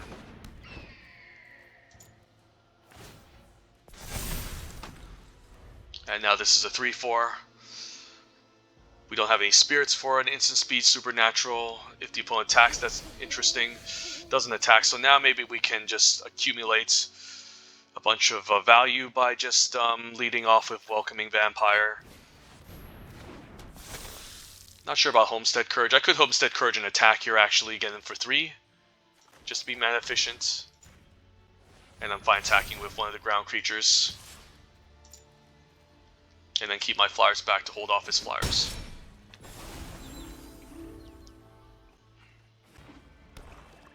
And then we can just keep going off. The problem is that they do enter the battlefield with a +1/+1, so I'm not sure if it triggers. Probably not. Maybe that was a bad idea.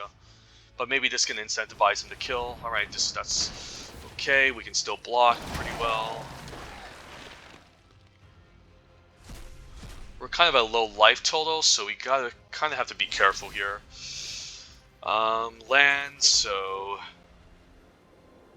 yeah, I can keep up Geist Wave. Maybe just need to play out Patrician Geist for now. And then I could attack with my Heron and gain some life, or keep it back. I think I'm going to attack and gain some life, and if he double blocks, that's fine. This makes it very difficult for him to race. Yeah, 13 life is good, and we still have the flyers to keep back, so Wedding Announcement is so stupid. Unfortunately not drawing cards off of this, but still fine. We have a good board state. Alright, so he can now double block. I can always bounce it before damage. Like, he could set up a double block, I can bounce before damage and be really annoying here. It will cost me an extra mana, potentially. I can always just offer the Heron of Hope trade. Maybe it's fine using the Geist Wave just to blow him out. I think this is okay. And then I might want to bounce the Chapel Geist if he double blocks, because by doing so, this just counts back as a 1-1. So I'm actually fine if he does this. And then we just want to be annoying and bounce the Chapel Geist. This can't block, so we should be fine. So we want to order this first and then just be annoying with the Geist Wave here. And then, yeah, use the Ward 1. And this way it just comes back as a 1-1 that I don't care about. And I get to kill a larger creature, and then he doesn't have any enchantments, so we should be good here.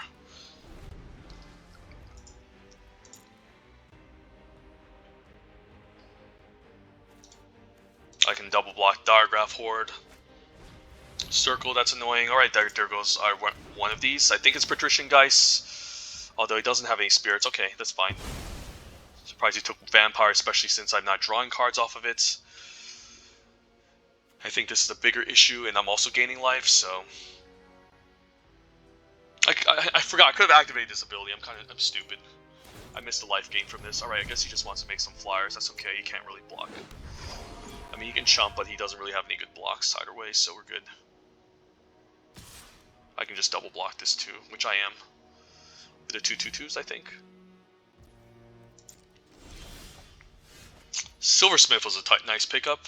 He can't block this anyways, so I can still just attack with both and play more flyers, so let's just do that. And hope he doesn't have Path to the Peril.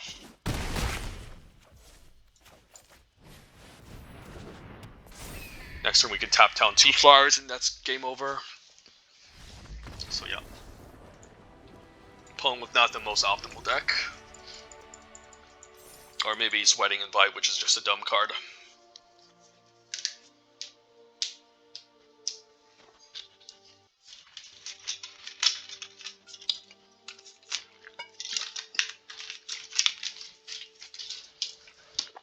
Right, 4 wins.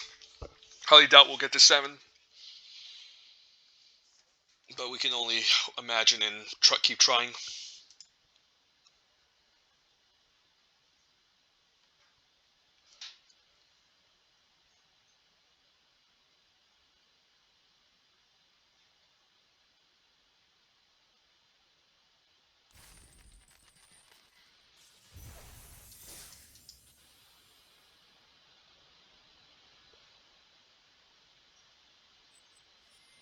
Alright, 4 and 2. Let's keep this up.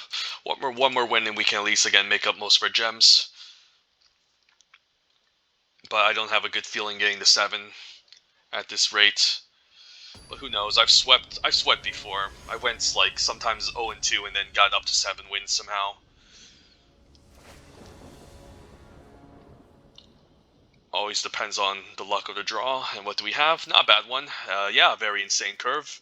I think I'm still going to play Candlegrove Witch just because it adds so much power. And then we still have enough 2-powered creatures to go off with the Welcoming Vampire, so I'm still fine curving out here. This is a really good opening hand, holy shit.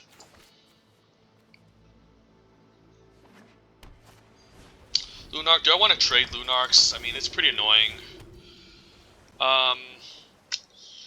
Do I play Candlegrove Witch? It's not going to gain Covenant anytime soon. I think I'm going to play Panic Bystander first and then offer to trade. Yeah, I'm fine offering to trade here. Opponent takes it. I guess he wants us to just keep gaining life. Makes sense.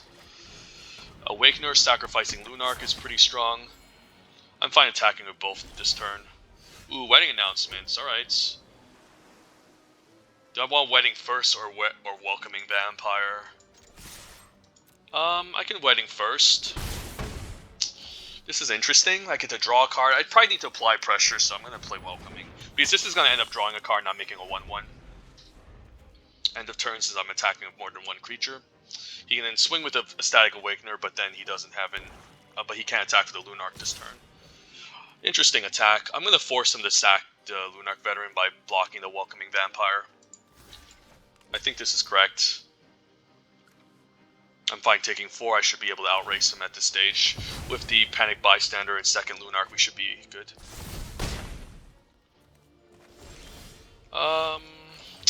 Wedding Announcement or Candlegrove? Probably still the correct place to do Wedding and draw a card. Since it's just mana efficient, and then we just want to get the counters going eventually, so... And then we can even exile the Lunark Veteran if we want to. So either way, we're pretty good.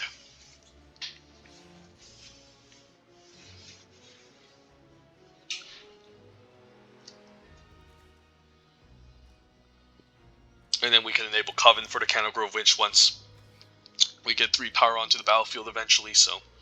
Hoping he taps out for something else, because exiling this would be quite nice.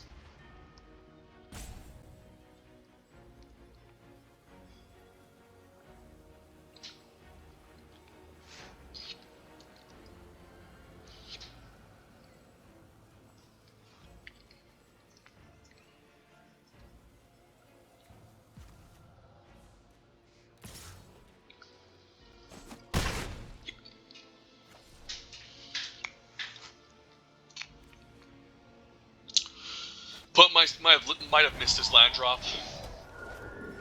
Okay, another Awakener, sure. Heron isn't bad. We can gain a ton of life. Could just play out Heron. and just draw a card, maybe, just because we can get the extra life gain from Lunark if he decides to trade. I'm actually going to do that. And then this can also transform, also, since we're going to gain 3 life this turn. So that's 2, and then if one of my creatures die, I gain a life, so... Could also kept up white mana, knowing that Umstead Courage is in this deck, but... If he trades for Veteran here, I can gain 3. So he's probably not going to trade.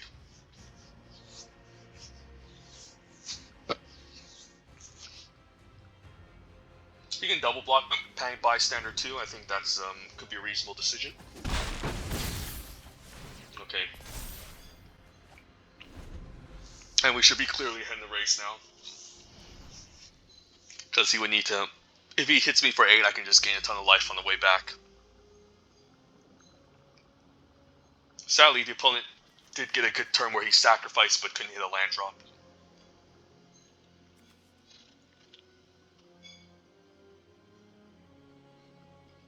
Hiccuping here, so bear with me, folks.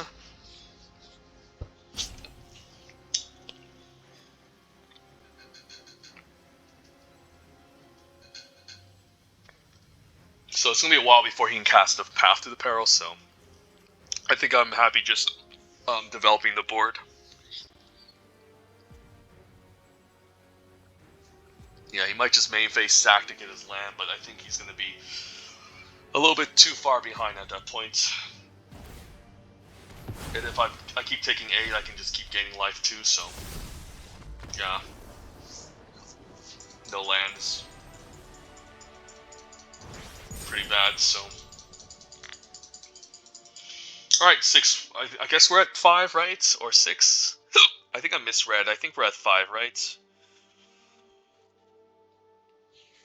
I have short-term memory. I'm sorry, folks. That's my ADHD.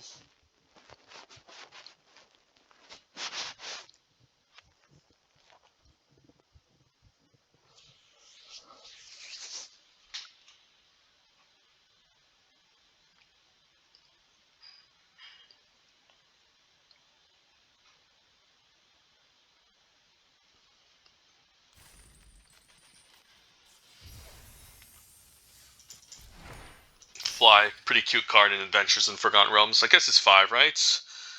Are we getting close to 7? I know we're getting close to 7. Alright, still 5. Made back most of our gems, so I guess I'm not that unhappy with this draft. But the first 2 losses were pretty brutal. There's a chance we can still hit 7 here. And if we do hit 7, that can at least make up for that one draft where I went 6-0 and just went 3 losses. So just gotta hope for the luck of the draw.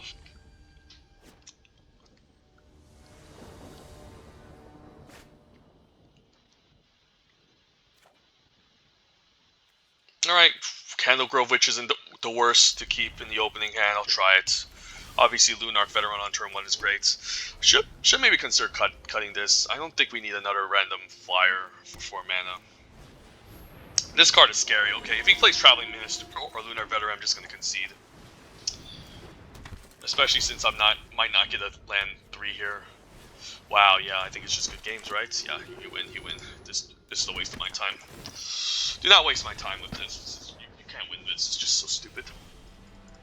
Alright, couldn't get up to 7. I'm not wasting my time with this dumb combo. We would need the top deck, I guess, Imprisonment, but then we'd be pretty far behind. Yeah, it would need to be Imprisonment. Even a bounce spell wouldn't have done it. That was just a dumb game, yeah. That was just stupid. It happens.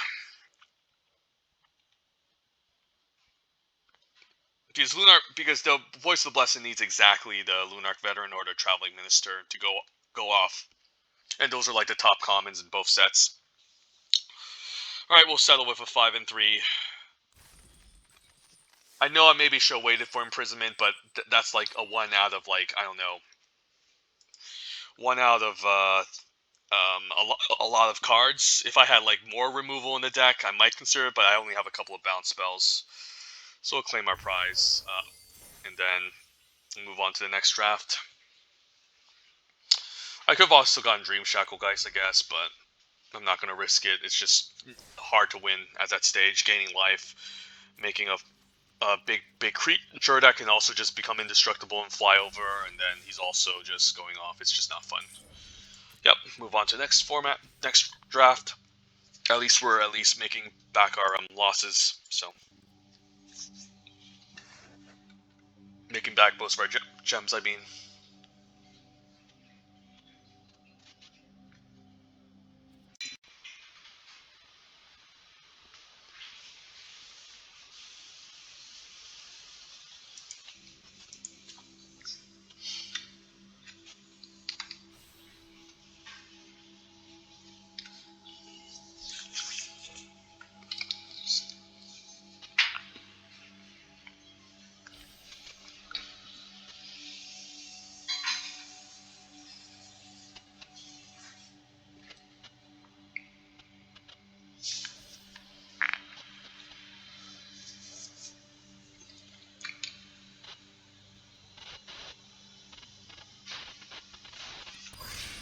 Sometimes you just need to know when to quit, and that was definitely one of the games.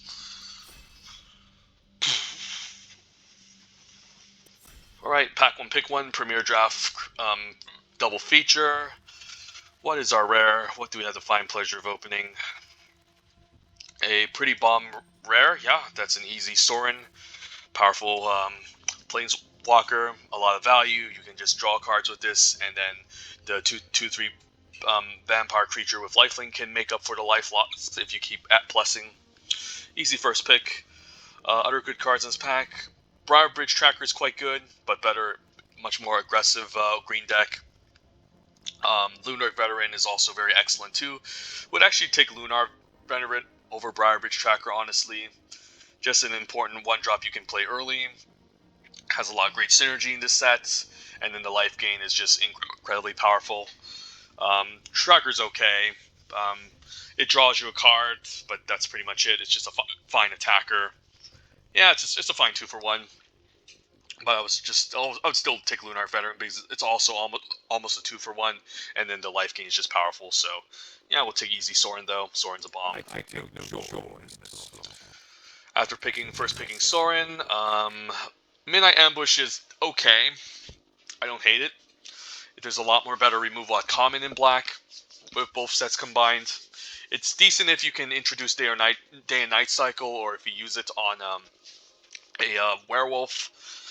But overall, it's just fine. Minister is probably the best card in this pack, but I could just see myself taking Curse of Leeches. Not sure this card is that good. So yeah, I guess it's a way to keep draining during Daybound, and then Nightbound becomes a 4/4 lifelink. So that's not bad. It is a little bit awkward against a deck full of life gain because it's not necessarily that impressive. But the fact that it can become a 4/4 lifelink is quite powerful. And then if we do end up wheeling the Olivia's Midnight Ambush, this does introduce the day and night cycle. So I'll try Curse of Leeches just to stick myself in mono black. Minister is also excellent, but yeah, I think we just stay on color here. Alright, Undead Butler isn't bad. This could lead us into a nice blue-black exploit deck, and that's one of the better archetypes in this format. Catilda is quite strong too, but I would have to abandon my first two picks. And then that's pretty much it. Behemoth is fine, Flourishing Hunter is good, but I don't like black-green. So maybe we set up for the exploit deck, and I do like that deck a lot, so seems quite good. Lantern Bearer plays pretty well in black exploits. I don't think I'm going to go off color and just pivot hard into Brian Comer. There's also the dual land if we on the black-red Vamps, which is also, I think, a fine deck to be in. But after taking Butler, we do want to maybe lean towards the exploit routes, and then Lantern Bearer is a good one-drop you can exploit. Just a very flexible best common in Crimson Vow for blue. So let's take Lantern Bearer. Right, Startled, Baithook Angler are pretty good. Point of Discussion, Pyre is also good. But I think if we're going to set up in blue-black exploit, I do like Baithook Angler and Startled here. Point of Discussion is fine. But we should have enough value that I don't need to care about card draw effects. Between these two, maybe Baithook, since it can become a flyer later. That can be pretty useful. And it's a early creature you can sacrifice. Startle's also kind of cute too. You can draw a card, make a zombie token decay, but Baithook Angler is probably just better, so we'll try it. And then could maybe take a random Cruel Witness as just a random flyer if we need something to close out the game. Infantry is probably the best card in this pack, but I think it's only really good in like blue-white. It's still a good 2-drop in any white deck, like the best 2-drop, but I think we're kind of we took enough blue cards we can gamble on the Cruel Witness being a flyer if we need some sort of win condition. Hopefully we can pick up Evolving Wilds, since double black and double blue are kind of iffy. Or if we pick up enough Repository Scops, we can replace Cruel Witness, but we'll take it. And then, yeah, Dual Land is nice. Seems better than Shipwreck Selhoff and Tumor, which isn't bad with any of these Disturb cards by any means. But we're mostly interested in playing them out to exploit them in blue-black, not discarding them. And then, another point of discussion is fine, but Shipwreck Marsh is a gift if we're going to be doing blue-black with Cruel Witness. And then now, this pack is interesting. Jack-O-Lantern's fine, but not splashing. Could just take Infestation Experts. Sorry for the hiccups, folks. In case we need some... This is the best card in the pack. In case we pivot. This pack is also whatever, but we just took a green card, so we can maybe take Snarling Wolf. Not sure. Probably doesn't matter at all. I'm not going to take the Moon Silver Key as a terrible way to find a land. So, yeah, I don't think I'm going 3 colors. Okay, Flip the Switch is pretty nice. It makes a zombie token. It's pretty nice. We don't have much instant speed, but it's enough better than Retrieval in blue-black. I think blue-black we're more interested. We should have enough removal in black. We don't need a random bounce spell. This is better in the blue-white deck, which is looking to race. Blue-black is looking mostly to grind, so you don't necessarily want to bounce things back. You just want to end up killing them. And maybe Gut Binding Ice can make the cut. I don't really like to exploit 3-drops unless it's a Biolumig, but if we don't have any more, it's okay. And Syncopate is actually nice. Okay, Syncopate and now Flip the Switch are nice instances to have. And this is one of the better counter spells. If I end up blue-green, maybe tapping could be decent. Alright, so pretty nice first pack. Siege Zombie is pretty nice. Falcon, Revenge. These are all just powerful cards to have. When in doubt, I think you just take the 2-drop, and this is a good one. I can lean towards blue more if I think we end up getting cut from black. But after the first pack, I don't. It's gonna take a lot to convince me to move out of Sorin. So let's take a look at our curve. Yeah, we're gonna keep this up on turn 3, or at least play it. Syncopate's flexible, so it can be any mana. Probably just take the 2-drop here. Siege Zombie is a powerful win condition. And hope we wheel one of these. They're both excellent cards too, but when in doubt, you just take the cheaper card. This is fine interaction, but we might get too clunky at 4. Siege is good. Organ Hoarder, the best blue common and the best common in both Innistrad Midnight Hunt and double feature. Seems like an easy pick. There's also Revenge of the Drowned, but Organ Hoarder is just a walking 2-for-1, sometimes a 3-for-1 if you get Disturb and Flashback into the graveyard. Both cards are defensible, but I think Organ Hoarder stands out as the... I think yeah, this was the best common in Midnight Hunts, so... Burnout House is quite good. Ballista Watcher is excellent too. Hope we can wield a Revenge from our first pack, but not going to pass up over Organ Hoarder. Ooh, Dream Shackle Geist is nice. This is better in blue-white if you can... This is better in Crimson Vow and blue-white if you could load this up with a bunch of auras. But since the packs are combined, it's less likely you get this going even if you end up blue-white. Yeah, probably just take Dream Shackle. Powerful win condition, evasive. Also can interact a bit with the opponents. Seems better than Memory Deluge when we have Organ Hoarder and maybe Revenge and Scattered Thoughts on turn 4. So we aren't necessarily exploiting much going on. That's kind of funny. Where I guess we're just like more like blue-black flyers. I'll take a consider. This pack is just kind of weak. I'm not even sure what the best card in this pack is. Like Flame Channeler. Alright, Champion of the Parish is pretty nutty in blue-black, and this is a huge sign that the zombie deck is open, given that we're being past it. We don't have that many zombies, but I'm hoping we can eventually get there. But Champion is definitely a powerful rare to have in blue-black. Scar Thoughts versus Behemoth is interesting. I still have Scar Thoughts as one of the top blue commons. This can sacrifice like Undead Butler, maybe. It's a fine card. I think we still take Scattered Thoughts. And hopefully get a Behemoth later. I hope we don't have to play this, but I'll take it for the vaults for rare. This would be a pretty shitty way to exploit a creature, since there's not a ton of planeswalkers running around, and then the 1 damage each per turn is pretty bad. But I'll take it for the collection.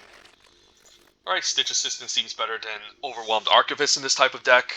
As much as I like bringing out a flyer eventually and disturbing it, I don't think we're trying to discard. We're more interested in sacrificing some of these creatures. So, and it's a zombie, so I'll take it over the better card, which I think for sure pack 1 pick 1 Overwhelmed Archivist over Stitch Assistant is correct. And now Falcon was a really nice wheel, so blue-black is very open, so we're getting rewarded here. Sorry for the hiccups. And now I could use a Mockriff Behemoth, potentially. What are we lacking? We need some removal. We have a ton of value with exploits. Actually, not that much value. We do have Organ Hoarder, Scattered Thoughts, and a Planeswalker. Some fine evasive threats, but we need removal. We definitely need like Infernal Grasp or Midnight Hunt, Midnight Ambush, or Defenestrate, or even Eaten Alive would be kind of nice. Not sure if I can pass up over another Bomb Rare, I don't think. But we can only hope.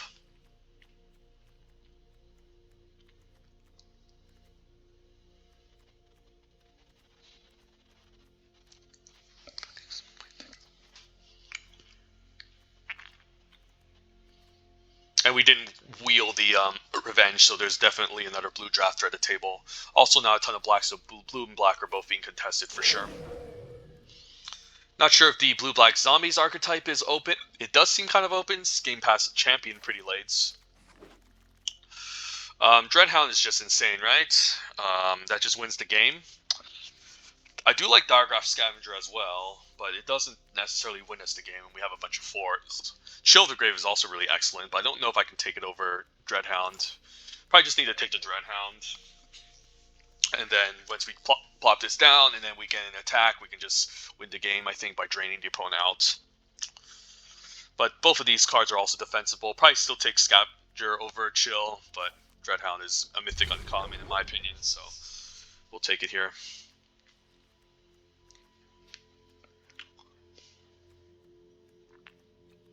Not a ton of Decayed Zombie generators, but Static Awakener is nice. Plays again very well with zombie exploit fodder as well as Decayed Zombies. Yeah, easy Static Awakener. Best black common. And it might just be the best common still in this format. I think we can take a Specimens over Larder. Larder I also don't mind in the blue-black exploit deck, but just having a constant way to exploit is pretty nice, or sacrifice. And it's also a chump blocker we can keep bringing back. I think I like it over Larder, although Larder could be arguably better. Let's take the Specimen. We have some okay things to sack, but chump blocker coming back is nice. Plus, yeah, sometimes we don't have things to sack, and it's kind of annoying. So we'll take it, and then this pack is just completely dry. Take an Honored Heirloom. Best card is like Hound Tamer, but we're not pivoting anytime soon, so. Alright, I do like Chill. We have zombies and a lot of them, so it's going to cost 2 mana most of the time. So it's going to draw us a card that maybe help us race. And we do seem like a more aggressive version of the blue-black deck, funny enough. We already have a Binding Geist in the sideboard. Guess I just take another Alchemist Retreat full. There's a Lake Minister somehow still in this pack. This card is also just okay. Could have used like an Eaten Alive here. Another Bait Hook isn't the worst, I guess. A flyer we can bring back. Seems better than Drown Yard. Drown Yard does give us a 5-drop, which we're kind of lacking. But it doesn't really have any great synergy. We aren't trying to really disturb things. It's an okay card. I'm just going to take another Bait Hook Angler. And then Thirst is pretty nice. Also, Rot Tidal, though, is really nice, too. There's also Crawl, but I think I like the Raw-type Gargantua. Now that we pick up all this stack fodder, it's nice to have some good top end over the Flyer. And then we'll take another Chill, maybe to help round out the deck. Maybe we can end up cutting a counter spell, perhaps. But none of these cards I care about. I guess we're still at 22 cards, so we just need one more playable. And this deck could be pretty nice. Yeah, that's a nice late Raw-tide. I could have used a 9 or good 5-drop. Yeah, I don't care about this. We should have enough creatures. 15 creatures could be pretty decent. Might have to just play the bounce spell. Maybe we're just aggressive enough with some of our flyers in some games that we just need to bounce something away to close out. Just get a blocker out of the way, since we're lacking some interaction and ways to kill the opponent's threats. Biting Geist is also just very medium.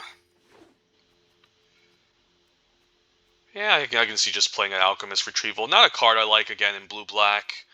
Since you aren't really, you're mostly a grindy type of deck, but I could see this deck being kind of aggressive. We have Cruel Witness, Dreadhound to close out, 2/3 flyer with the Sorin, Falcon, Dream Shackle Geist, Lantern Bearer, flying over maybe, Bait-hook Angler. Maybe you can keep pinging the opponent, but this is a better blocker against opposing 1/1 flyers. It's still a solid card. All right, we'll just go for this configuration. Would have at least loved an Eaten Alive. Some better removal would have been great, but some other blue-black drafter, I'd imagine, was snatching them up.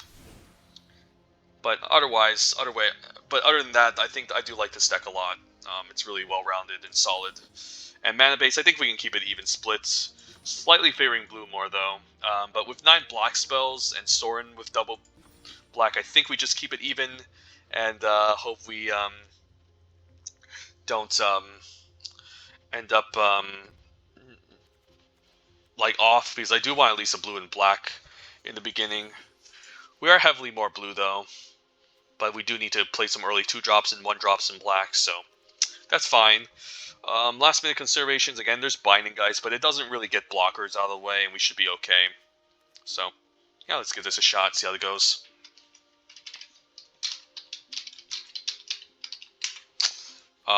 Yeah, Sorin is a vampire card. Funny enough, I'm still going to keep Sorin as our poster child. It was our first pick, so we might as well.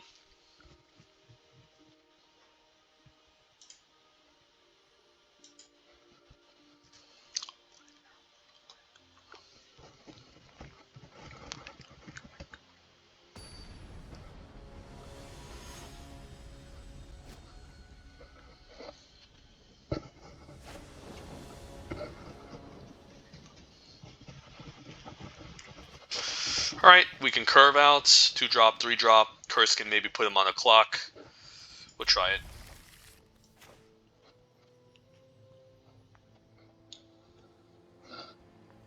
Curse is good, it's not a bomb rare, which is a good card.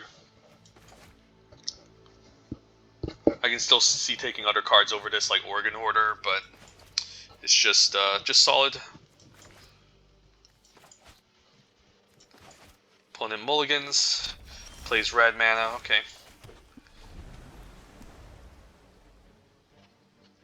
So we have both our colors and both colors, so this is good. Good news, we can curve out too. So red-green, werewolves, could see a removal spell end of turn, hopefully no Flame Blast Bolts, okay. Probably saving the Braid for another creature like a flyer, potentially. Don't think there's a Bounding Wolf, he can flash an instant speed here. Okay, Flame Blast Bolt right away, immediately. Alright, so that eats up a removal spell, so Falcon Abomination has a higher chance of surviving. And I just want to lead with it since it applies more pressure over Curse. Curse can start training, but attacking for 2 deals more damage. And probably might see an Abrade end of turn 2 here. No Abrade, okay. No Flame Blast Bolt, so Daybreak Combatants. I could trade here. I mean, it's not the worst. But it's Cruel Celebrants. The Cruel Witness just blocks it anyway, so I guess I just take 2. And I do want to keep the Exploit token. So I'll just attack for 2, play Cruel Witness next turn. Curse can also trigger the Cruel Witness since it's considered a non-creature spell. And the Decay token plays really well with the Dreadhound. He could just kill this and attack.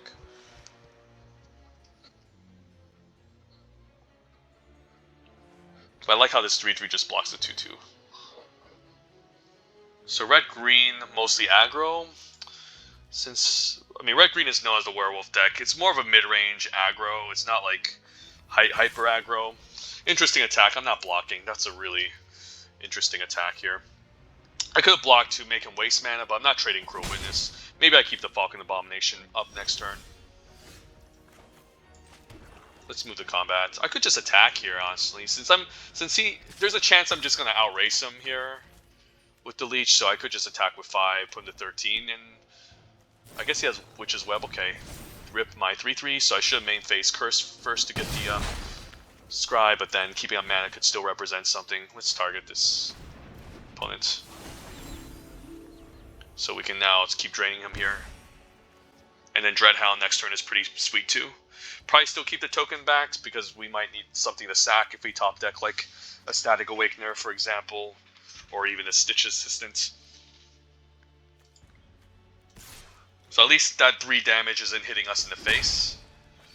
And if he passes, we can transform this into a 4/4 lifelinker, which makes it a little bit more difficult for him to race us. Because last turn he just passed and did nothing, so we can do the same. And that can punish him severely. A Braid, alright, makes sense. Okay, so he just decided to do that because he didn't want to activate Curse, so we'll just play Dreadhound and pass. Alright, 1 creature milled, so he loses a life, and yeah, we can even disturb this, so let's go. Yeah, this forces him to use spells, otherwise it just transforms into nighttime. If we can play Sorin and Lantern, I'm not blocking this. Why does the opponent think I'm going to keep blocking into this? That's such a strange attack. You could have another Witch's Web here to be annoying. Celebrants, okay. I don't think we're going to die. Yeah, I could sacrifice Sorin here. I mean, I might as well just make a 2/2 flyer, sacrifice Sorin, and we should be okay. And this is a 2-turn clock, so yeah, Sorin could probably die here. I'm totally fine. Bloody and righteous. I bring my own army. I can even just take the damage, honestly. Like, it's lethal here. I don't have to block anything. I'm not afraid of dying anytime soon. Like, even double Witch's Web. Does that kill me here? Double Witch's Web? So Witch's Web is what? +3/+3? So, yeah, 10, 11, 12. I'd be down to 1. So I might still want to block with the 2/3 here. I mean, if one of these are going after Sorin, I don't need to necessarily block. I mean, I guess I can still easily block the 2/2 here and just take 4. And then force them to use a trick, and then I can still Sorin and make another bat token. Okay, removal spell. Alright, I guess it's still game over. He can't kill me here. So he can take out Sorin, he can hit me in the face, but we should be fine. He can have a pump spell for +2/+2, but I'm still alive. Yeah, it's not going to do it.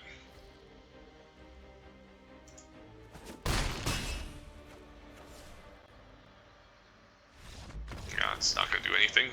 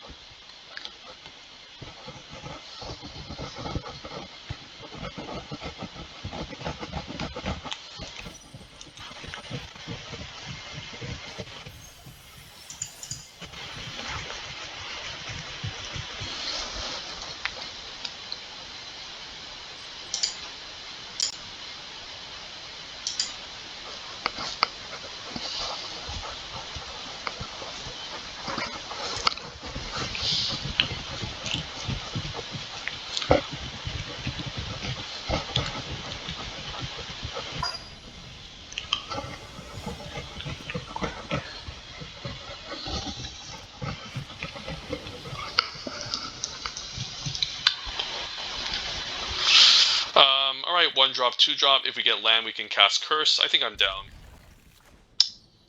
Worst case scenario, we don't. We can still keep up Syncopate for 1 to maybe punish him for tapping out.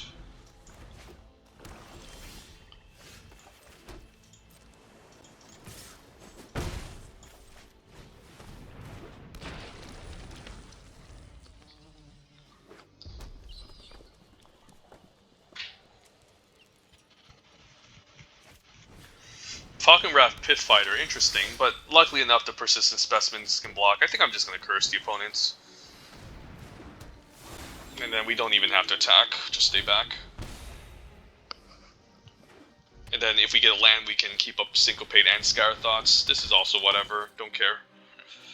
Opponent can sacrifice his Falkenrath Pitfighter eventually. Yeah, we'll just pass until nighttime. And then now he needs to contend with the 4/4, and I can even counter whatever he plays. Baneblade Scoundrel is pretty annoying.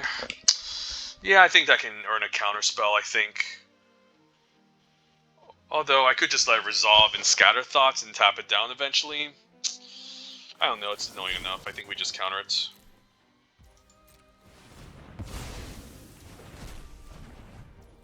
And I can also tap something down end of turn 2. So yeah, let's just do this. I think I tapped down the 2/1. Force a chump on the Ragged Recluse Mate. But yeah, this is just crazy. Yeah, I'm down to attack for 4 and send the specimens. Don't want to send in the Siege Zombie since it's just an important component. And then we'll just play Crow Witness and hope he doesn't have Burn Down the House. But we can refill with the Scatter Thoughts, so we're still in a good spot here. Hope no stupid Blood Vial Purveyor. There's so many bombs in this format. I can list them all. Any one of those can like just mess me up, but that's fine. I think I'm attacking with both of these still. And if he double blocks, he's gonna lose 2 creatures. Okay. I guess he gets a 3/3, so the 4/4 probably wants to stay back this turn. Chill is not bad. Can chill and then attack still. And if we get a land, we can Scatter Thoughts. Not sure if I want to do that though. I think we want to chill the 3/3, right? Yeah, just to chill this. Be annoying and we can surveil for land. Falcon and Abomination is insane. Yeah, this is just insane. Holy shit, we're wrecking this opponent. And we can even drain him end of turn with the Falcon. Force him to chump 4/4. Yeah, let's just keep developing, keep draining. This is just so disgusting. I'm not even sure if we're playing Magic anymore. Okay.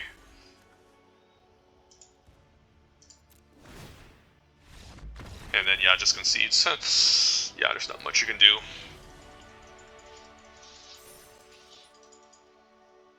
Blue is just too good. Black and blue are just too good. And I think the black cards that synergize well with the zombies are just a lot better than the red cards. I mean, yeah, it's just the black. So there's 2 different types of black cards. There's the black cards that synergize with the blue zombies, and then there's the black cards that synergize better with the vampires. Obviously, the ones that say vampire and make blood tokens are better off in the vampire deck. But I just think overall the black cards that fit together with the zombies are just a lot better. A Static Awakener, Eaten Alive, Hobbling Zombie, Diregraph Horde, etc. Like, you don't necessarily want to play those in aggressive Vampires decks. Luckily, Crimson Vow did make some better black commons, like Diregraph Scavenger, which plays well in every deck. The Blood Crazed Socialite, which we just saw from the previous draft. The one that makes a blood token can become a 5/5 when it's attacking. And then Gluttonous Guest was pretty good, but that was pretty much it. It was nowhere, the black commons were nowhere at the same power level as Diregraph Horde or Static Awakener or any of the black common removal. The closest thing was Scavenger, but even then it was no Diregraph Horde. Yeah, Undead Butler, and we can maybe find a way to exploit it. I'll try it. Silver Bolts, okay. Luckily we aren't playing Werewolf, so another reason why I don't like green in this set. Black-White, so hopefully no Flesh Taker shenanigans. Opponent starts with a Vampire Interloper. I'm hoping we don't keep drawing these lands though, since that's kind of annoying. Alright, those are fine mills. Not amazing, but serviceable. So we might need to keep up chill next turn. Yeah, just a cycle. I could just use it now just to have a Static Awakener out, but that doesn't seem great. I'm just going to attack for 1 and then cycle Chill on his pre-combat to prevent 2. And tap down the Flyer. So we don't keep taking 2 and I can at least increase my odds of finding good playables. The Silverbolt's annoying though. Ooh, a Static Awakener is nice, so next turn I can play up a Static Awakener, keep up the activated ability. I can also just run out Organ Hoarder here. I don't want to play a Static Awakener because I highly doubt he's going to use Silverbolt to finish it off. And I guess that would waste his whole entire turn. But then he can just do nothing when pass. But then it'll prevent him from tapping out. So I'm actually liking a Static Awakener actually.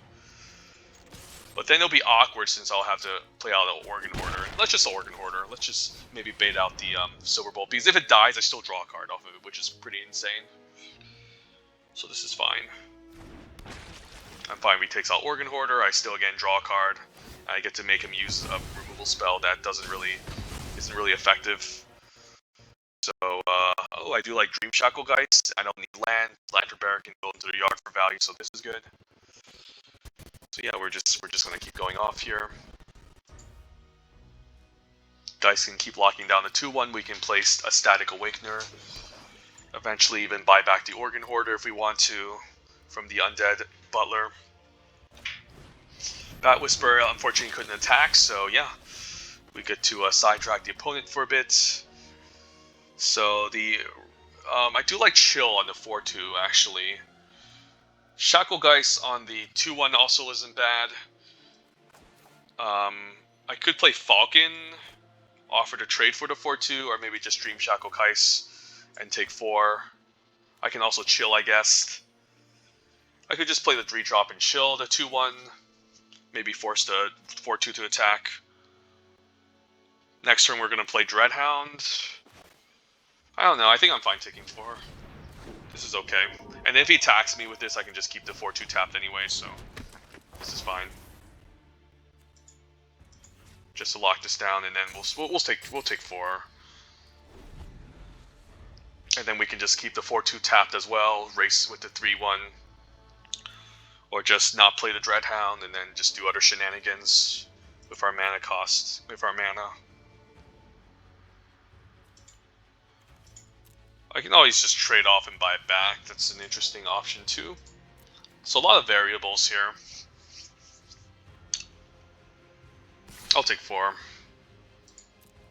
I don't like to against blue, black, white, especially with all the life gain shenanigans, but I think it's okay. Chaplain, okay, that's annoying too. Probably just want to keep the 4/2 tapped. Because there's a chance he has removal on the Dreadhound. I guess he might just use a removal spell now. Champion is pretty nice with the stuff. So if I play Champion and Falcon, I can keep up Chill. So that's also an excellent decision. Let's do that.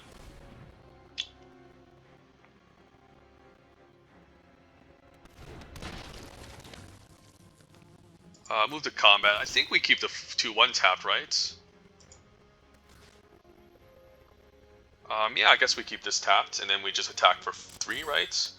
Could also attack with the Undead Butler, but I don't really want to run into anything. Let's just do this. You could have a removal spell here, but then I can sack the Undead Butler, buy back Dream Shackle Geist eventually. You know, we'll just allow him to take 3 here, and then play out the Falcon, make a giant champion, and then we can even Chill the 4/2, just to be annoying.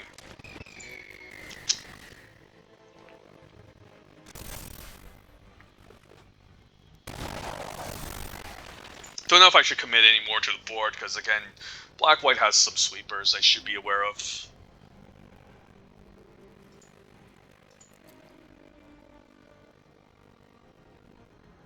He probably has a sweeper, I don't know, this is a strange turn for the opponents.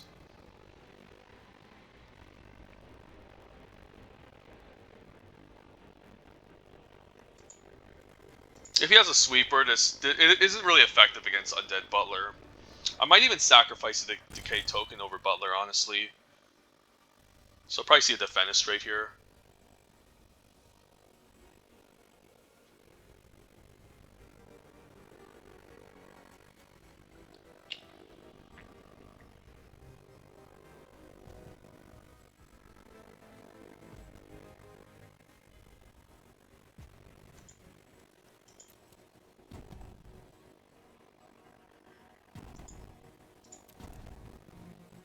opponent's thinking really hard.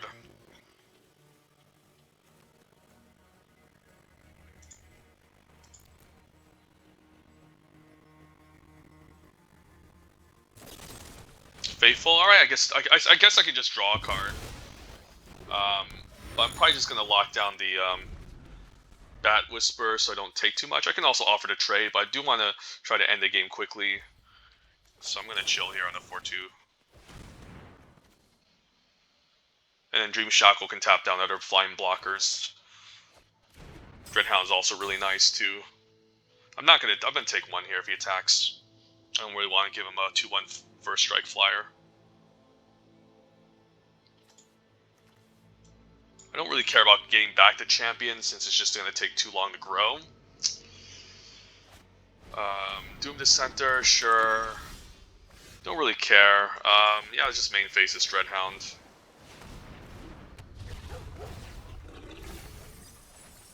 Get the Drain the opponent for 1. With the combat, we'll just keep the 2-1 tapped, and then we can attack for 5. Could also send in the 2-2 now. It's not the worst decision. Yeah, just do this.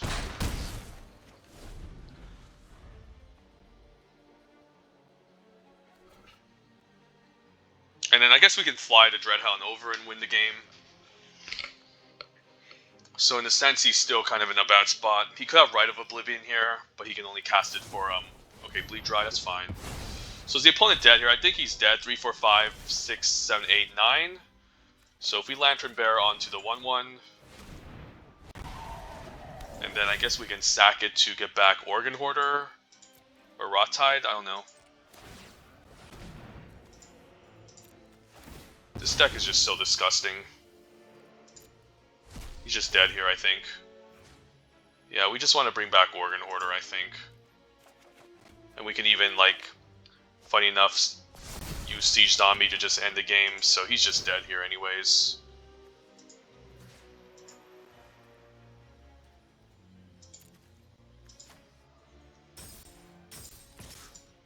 Yeah, very fun and interactive blue-black exploits. Yep, there you go.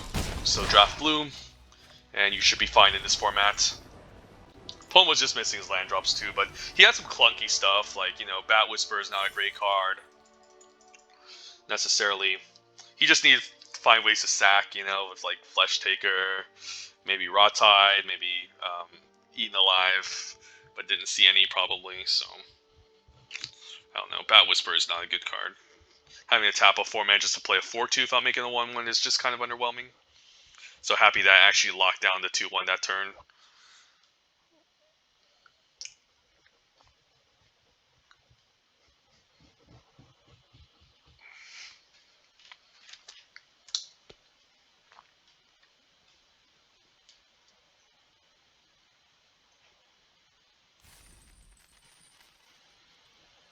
So that's our third match.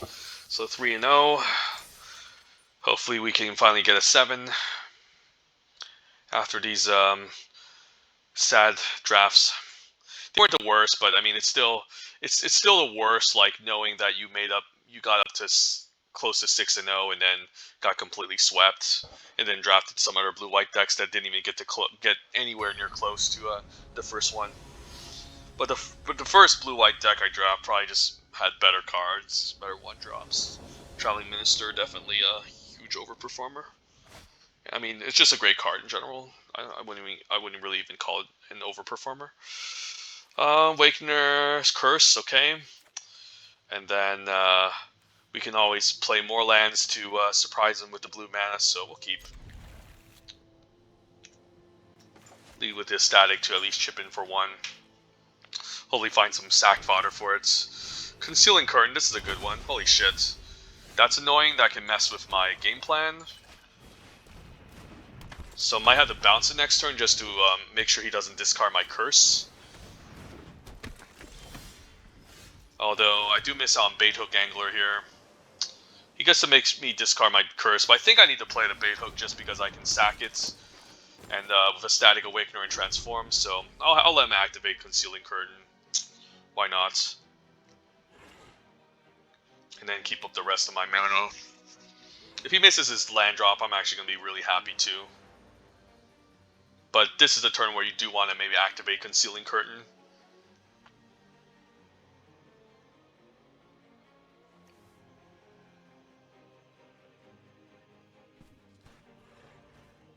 So maybe AFK. Next turn we can double block and maybe activate a static. So he's probably going to activate this now, I have to imagine. And you do want to get rid of Curse of Leeches for sure. Card's just going to keep scaling, and then he's probably going to attack. And I probably just need to stay back. And then sacrifice this end of turn.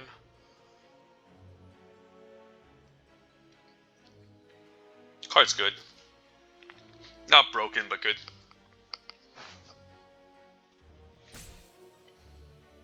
I'm fine just keeping him on my mana. I can always just tap this down the next following turn, or sacrifice Bait Hook, Angler, and just attack and then keep up my interaction. I actually don't mind him taking away my Alchemist Retrieval. That's totally fine. I don't really want to bounce the 3/4. Okay, yeah, I think he made the right choice, and I'll take 3. And then I'll pass the turn, keep up the mana. If he attacks with this, I'm going to get suspicious. Maybe I should main phase this, but then I wouldn't get to double block the 3/4. So I'm not sure here. Yeah, if he attacks, this is interesting. I get to sack and double block, but then he gets a bounce. I think it's worth it. Yeah, he's probably going to instant speed, do some sort of shenanigans. I think I still go for it here. So here comes maybe a Olivia's Midnight Ambush or Defenestrate here. So I get to lose a bit of value. I still get to draw a card, so it's not the worst. If he has interaction. So I still get a draw. It's not the worst case scenario. And we can still escape the 1/2 and then maybe, or chill the 3/4 eventually. So he probably just wants to let this happen, and then we'll see the removal spell here. Probably Defenestrate or Midnight Ambush. Both of them would suck, but again, I think we need to go for this play. Rottai is not good in this board due to the fact that the Doom Center is being kind of annoying. I could also set up like turn Bait Hook, and then we can bounce the Doom to center, sacrifice Bait Hook, make him lose a Revealing Eye. Yeah, he had it all along. So, but we get to waste a turn and draw a card at least, so it's not again the worst. Crow Witness isn't bad. Okay, I guess Crow Witness is fine. Yeah, Witness is fine. Don't really want bounce to Revealing Eye too. So next turn we can Bait Hook, chill on the Revealing Eye. But we'll take a beating for now, which kind of sucks, but not much I can do against it. Organ Hoarder is really good. Yeah, Organ Hoarder is just so fucking good. Oh my god, I can't even block this well. Can I have a better card, please? Just keep drawing these damn lands. Okay, I guess we just need to offer to Organ Hoarder as a trade. I could just play random Rot-Tide Gargantua actually and not sacrifice anything. It's not the worst. I still take 3, but it blocks the 3/2. I can Bait Hook Angler and just take 3, I guess, and then tap down the 3/4. And then maybe set up something next turn. I don't know, I'm just going to run this out.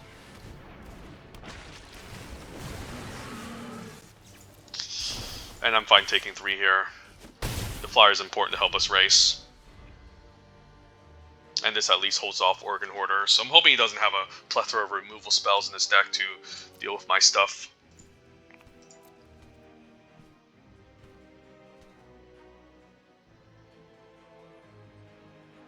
And then this can at least hold off the ground. Fortunately, didn't draw anything good off a Static Awakener or the discard effect from Revealing Eye, so we're flooding out a bit here. Bloodcaster is okay, so I might need to keep this back to now block. Or I guess the Bait Hook Angler can still trade for the 2/1, so it's not the worst.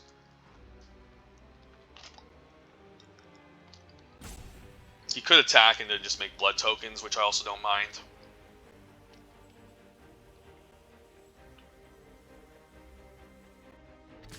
I'll take 3, and then we'll keep everyone, and then just attack for 3 next turn.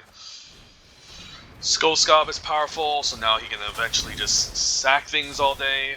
Alright, that's too good. That's really powerful. That's really good. Specimens is alright. Guess we just want to disturb this out. We get a 2-mana chill, so we can easily play everything here. Let's move to combat, and I'm fine swinging for 3.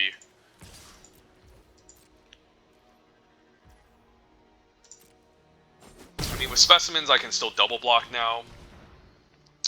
So very interesting here. We'll see, go. Keep up my instances. Right play might just be to tap down a Revealing Eye still, just to cycle and cantrip and get a trigger off of Cruel Witness. Because I can double block, and if he attacks with all, that's kind of annoying. So I think I actually tap down the Revealing Eye now. And then hopefully discarding lands off the top for value. Siege Zombie isn't the worst. Siege Zombie is kind of slow with what we have, though. But it's also not the worst. It does trade. It's not the worst. I'm going to keep it. I don't know if it's correct, though. I'm not positive about any of this. Geist Wave, okay, I guess he gets to draw a card and replay it and then activate it. That's okay. But then if he does so on the stack, we can always just... I guess he denied me a card draw. Sure. Kind of annoying. But it does slow him down. He would need double black to activate it as well. Cruel Witness is annoying. Sure. I guess I can just play Siege Zombie. I can bounce, I guess, and attack. Get a trigger off of Cruel, discarding lands. Dream Shackle Geist is really nice. I'll keep this on top. Combat attack for 3. And then play out the Siege Zombie. Can start draining him end of turn so we can put him on a clock. And Dream Shackle Geist can also tap down the 4/4 flyer, so that's okay.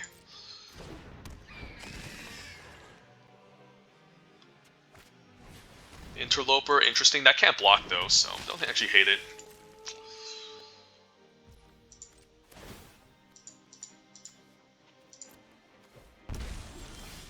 Geist is just so good here. So now I can tap down a Cruel Witness. And then we can still attack for 3. Could attack for 4. I might care about dying here. Yeah, let's just attack for 3 just to be safe. And then we can still drain the Siege Zombie end of turn. And if the opponent isn't careful and he gets too aggressive, we can win by just killing him next turn. So I actually don't mind him attacking the Cruel Witness, honestly. We can still chump with the Persistent Specimen. So maybe he's just dead here. Okay, so this by tapping out a Cruel Witness, this might force him to chump. I'm gonna just take 2 here. Okay, I'm actually happy if he attacks like this. I'm just gonna let this happen. Take 5, and then we can tap down the Bloodcaster, attack for lethal next turn. Assuming he doesn't have another flyer to follow up, but yeah, opponent's kind of afraid. Yeah, we'll just let this happen.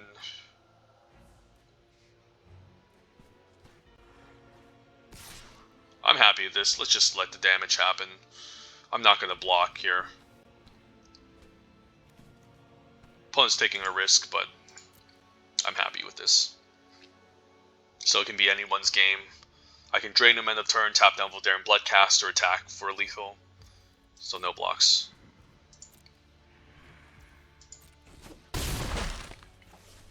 Concealing Curtain doesn't do anything since my hand is empty, so he probably wants to discard it at this point. Not sure why you would play it out in this manner. Courier Bat, that's annoying. Crappy. Alright, maybe I can find a removal spell off the top to end the game with. Flip the Switch would have been pretty good. So yeah, we probably just want to tap down Courier Bat and then attack.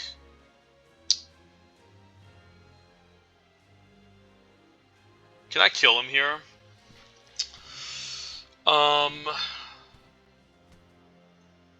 Flip the Switch would have been so nice last turn. Oh my god. So let's think here.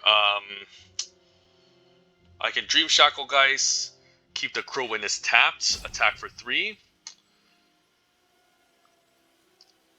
And then we can still trade. If I attack with both, then he's going to trade for 1, still fall to 3. I can also force a trade with the 2/1, honestly. But then I'm still only dealing 3. It's not great. I think we do this, and then we just attack for 3. And then keep a flip the switch. We should be fine, and if he chumps, that's also okay. I guess he can activate Concealing Curtains, so I didn't think about that. So we're probably just dead. We probably don't have enough blockers. Maybe I should just force him to block at this stage. Yeah, he can just activate Concealing Curtain and attack. I can still sub the double block, but I'll be taking too much, I think. I can still put him down to, I guess it's lethal again if I attack with another flyer, so opponent's thinking hard whether or not he should even consider anything here. So we can still guarantee to take 3 and survive, I guess, if we block fairly well. Okay, I'm actually happy with this exchange. Yeah, I'm actually happy with this. Let's take out the Courier Bat in both of these. Okay. Yeah, opponent might just be thinking he can kill us, but I'll just say go, and then hopefully I can counter something if he plays it, and then just drain him for 2. Down to 1. Okay, he's just going to activate and just attack. Yeah, I guess he can now get rid of my counter spell, but I can still draw a card, which isn't bad. I guess he can just choose to keep this on top, too. Yeah, he wants to, so guess we just need to make as many good blocks as we can. We're guaranteed to take 4 in the air, so we're probably just dead here anyways, right? Oh, no, never mind. We can still block the 2 flyers, and then just take 3 from the Revealing Eye. And I guess we're still alive, right? I have to imagine we're still alive. So let's see, blocks. Definitely block here, definitely block here, definitely block here, definitely block here, and then definitely block here. Still take 5 down to 1. Yeah, I think we're good. And then we still have flip the switch to keep up, so yeah, I think we still win this. Because that's only 5 damage. Oh, never mind, this is fucking 7 damage. So stupid, so close. Very close fucking game. Yeah. Didn't count correctly. Alright, that's our first loss. Forgot about that fucking Courier Bat. Okay, that sucks. Just took a little bit too much damage this game. And then that Concealing Curtain just did a lot of work. Also didn't draw much. Some lands early on off of the Static Wiggler. Like, I don't mind if Concealing Curtain makes me discard since I do just net the card. But it was just rough drawing 2 lands off of our value cards that game. Also, just don't have a lot of interaction removal. Flip the switch also would have been great if we had it in our opening hand to counter the Courier Bat. That way we could still tap down the flyer and get him for lethal. So it could have been anyone's game. Honestly, just got a little bit unlucky drawing into the flip the switch.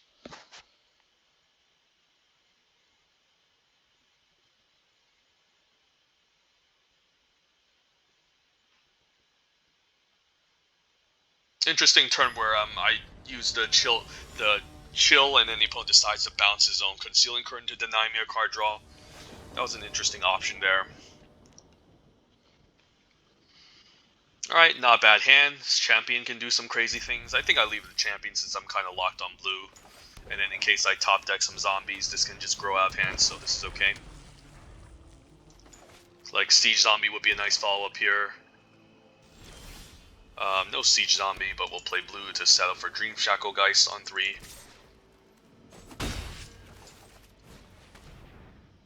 We did take this over something else, I forgot, which had a similar effect. I think it was like another Beethoven Angler, not sure. Tainted Adversary, interesting just to have a 2-3. I mean, I can just tap this down, right? I guess I do that just because there's nothing else for me to do. And then if he wants to attack with it, we can keep it down tapped forever, so that's fine. Hopefully top deck something better. Blue, so black-white again. Outline is really strong, holy shit. So now what? We probably just take it here. Organ Hoarder was really sweet too, so let's think. Probably just keep this tapped Organ Hoarder, and 1/1 can trade for the Adeline. All these cards are very good. It's probably just a Static Awakener. Although Undead Butler can get back a Static Awakener, funny enough. So in a sense, if I take the Static... I mean, it's the same thing, right? The Static Awakener is just good with the Persistent Specimen. I don't hate the Undead Butler, though.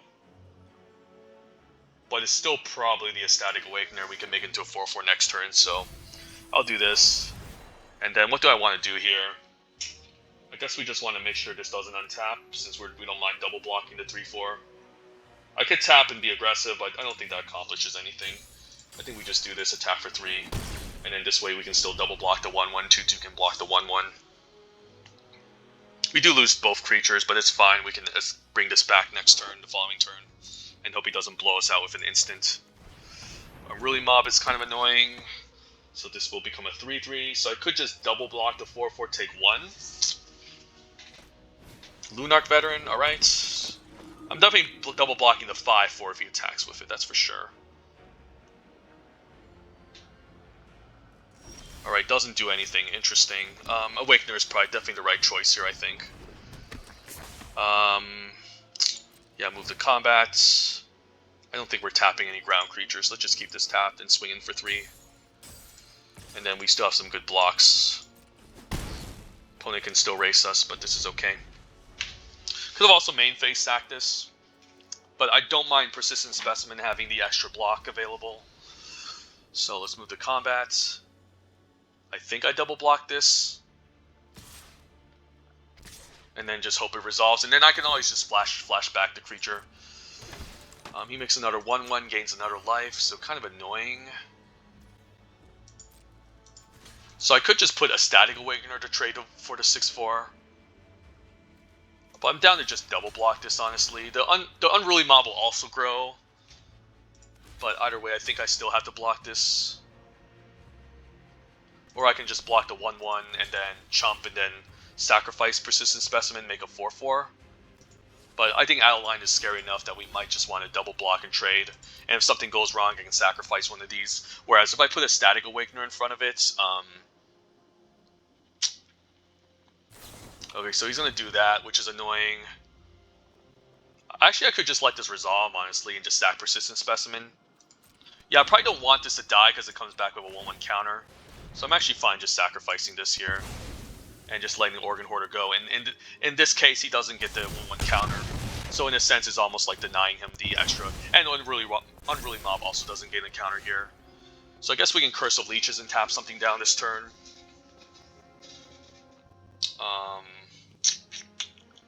Persistent Specimen and Stitch Assistant are also interesting. But I don't hate Curse here. And then I can still chill on the creature here, move to combat. Keep this tapped, attack for 3. And then chill the grave on the 5/4. We should still be fine. Yeah. And this also offsets the life gain a bit.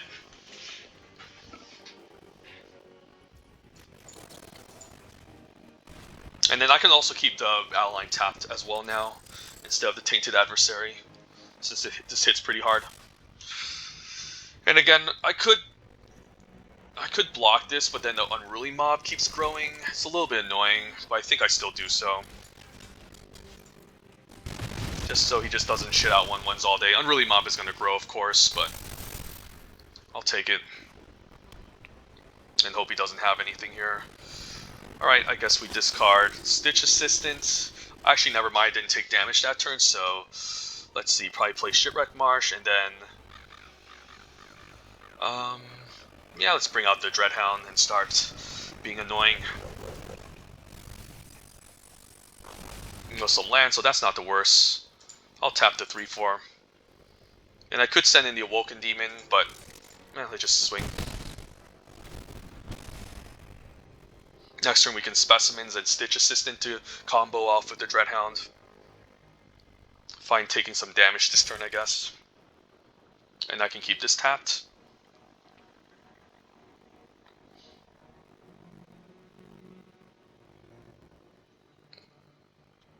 I mean, if he keeps making 1/1s, gaining lives, I can just block it all day with my creatures. and then just draining him for the amount that he's gaining back. So this isn't bad. Okay, now we get a good flyer, so let's play land. Yeah, let's play Falcon.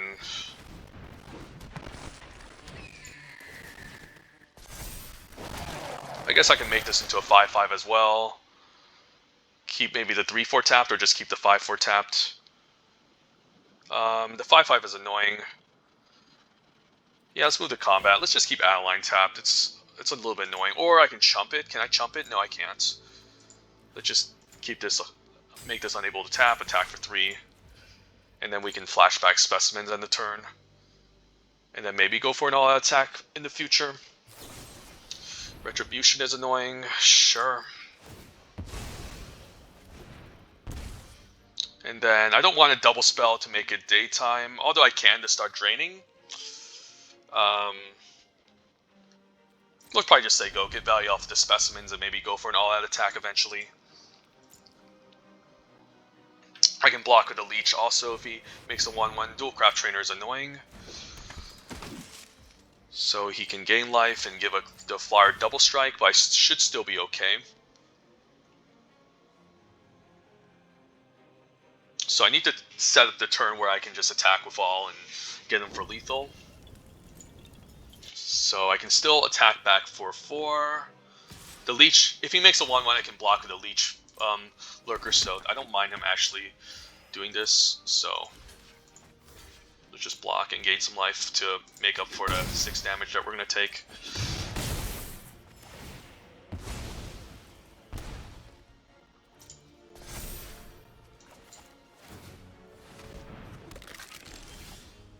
Sorin isn't bad. So let's think here. So if we attack with all, what happens? We should be fine. It should be lethal, right? 2 damage is guaranteed to get due to 4. He has 4 blockers. He blocks my biggest creatures. Yeah, I think he should just be dead. I could also main phase the Stitch Assistant. Or what I can do is I can play Sorin, right? Make a bat. Consider yourself Sacrifice the bats immediately to get value. And then also growing the Champion of the Perished. I can sacrifice itself, so it's the same thing. I'd rather have the Flying Lifelinker, I guess. I don't want to land, and then I think we had just attack with all rights, if I'm not mistaken, and we should be fine. All the triggers will go on the stack with Dreadhound, so we should be able to kill him.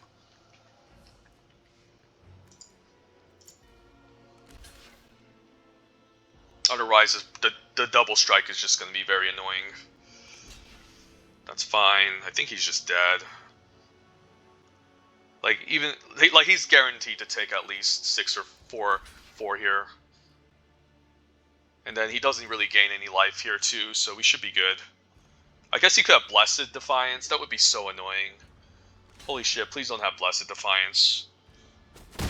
Okay, he doesn't have it, luckily.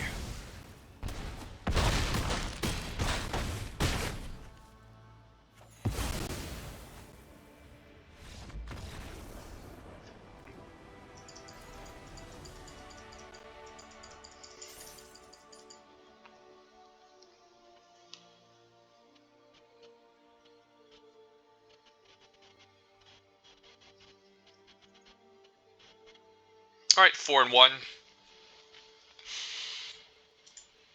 As you can see, the games are a lot longer and grinder when you're playing blue-black, since you aren't looking to really beat down as much as a blue-white deck. Our deck still is kind of aggressive, I feel like. Luckily, we didn't run into Blessed Defiance. I could have last draft. I should have sideboarded out the Gale Drifter for Blessed Defiance. Honestly, it just was really clunky in our opening hand, and then Blessed Defiance could have did a little bit more work in the early game. So maybe I should ditch the Gale Drifter here. But yeah, 4-1. We're doing really well.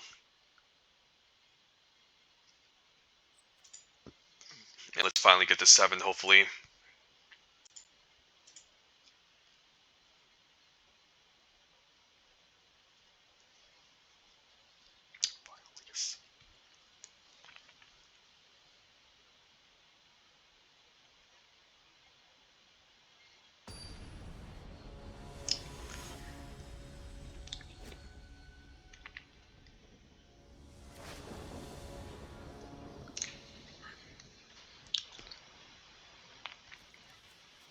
Alright, seems okay.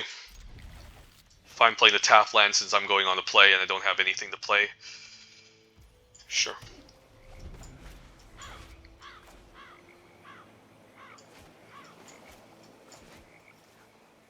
Probably get a blue down in case we need to curve out into Dream Shackle Geist. It doesn't really matter, but there's a low chance on turn 2 he snipes our hand and takes the land. That's highly unlikely. Rootcoil Creeper is scary though, and we don't really have a good follow-up, so I think we'll just attack and hope he doesn't ramp into anything scary. Yeah, would be nice if I flip the switch this turn, but you can't always be that lucky. Organ Hoarder can maybe help us get a land. Sentry is interesting. Into another Creeper. I think we just Organ Hoarder here. I guess now we have 5th land, we don't need to grab a land, but Organ Hoarder is nice. And then Curse of Leech is probably the pick over 2 other lands. And then we'll say go. We can exploit the 2-1 next turn if we need to make him sack the Harvest-Tide Sentry. I can also trade for the Sentry here, which is also not a terrible idea. With the 2-1. So blue-green Flashback Disturb can be scary, especially with like Rise of the Ants. If he just chains multiple of them, it can be difficult, and this on turn 2 is always really powerful because he's able to just deploy his hand.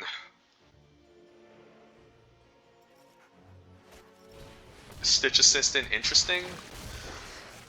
Sacrifice Harvest-Tide Sentry, that's interesting. I guess it's an upgrade, obviously. I could attack with both. Weaver, I guess now the 3-2 doesn't really have any good attacks. I can still I can still attack, I guess, with Baithook Angler if he trades with a 3-2. I can still Rot Tide, force him to sack one of his mana dorks, which I don't hate. So a trade here isn't the worst, and then we could still be mana efficient. Develop the Rot Tide Gargantua, and then get a big body, and then slow him down a bit by making him sacrifice a mana dork.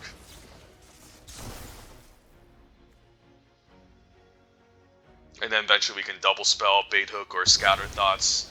And then we could take out this werewolf, which is kind of annoying, so that's good. But we can see Tovolar out of nowhere here. Spider's alright. Luckily there's no Tovolar. I think I attack with both since it does double trade. Question is, do I tap out for anything here? I'm hoping he doesn't have a counter spell, but Dreadhound is really nice if we can just resolve it. I think we go for it here, main phase, in case Rot Tide trades off. We can, yeah, I probably see a counter spell here. I don't want to get this countered, but damn, this sucks. Alright, rip. I guess I'm attacking for 5. Hates the fact that it's exile, but I think we can outrace him if we can go off here with our curse. Alright, well, I guess we'll take 6. Opponent wants to race us as well, so Scott Wrangler is pretty good. Luckily he doesn't really have any ways to make tokens, so this turn I guess we can curse just to start gaining some life. And then I can attack for 5, which is a lot. And I guess I could just Scatter Thoughts to be mana efficient, but I can just do that next turn. Let's play Falcon.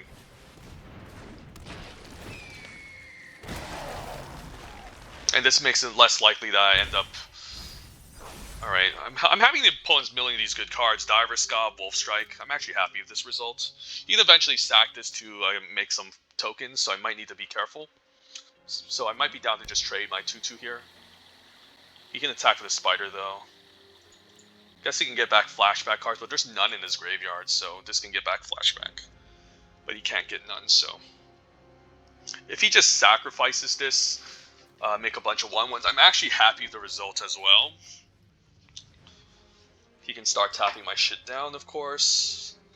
But then he won't have a way to deal with my flyer. If he just passes, this is a 4-4 lifelink. This can pull me ahead. So I might just attack with it, actually. It's kind of close. It's Diver Ska, that's a good one. Maybe decides to exploit itself. Doesn't exploit, okay. So he's maybe looking to tap stuff down on my turn.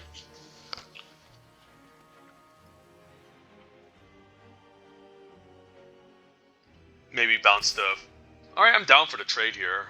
The 2-2 doesn't accomplish much, and then if he's able to make a bunch of 1-1 tokens and tap my big boy down, I'm actually down for this trade. It's pretty pretty reasonable.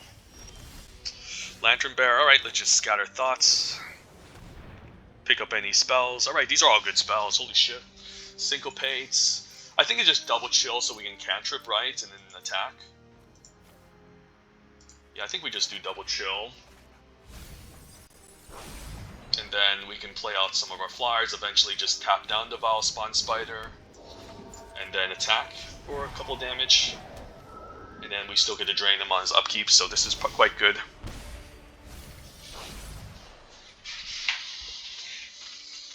I'm hoping he doesn't have interaction for Rot Tide, because we're doing pretty well here.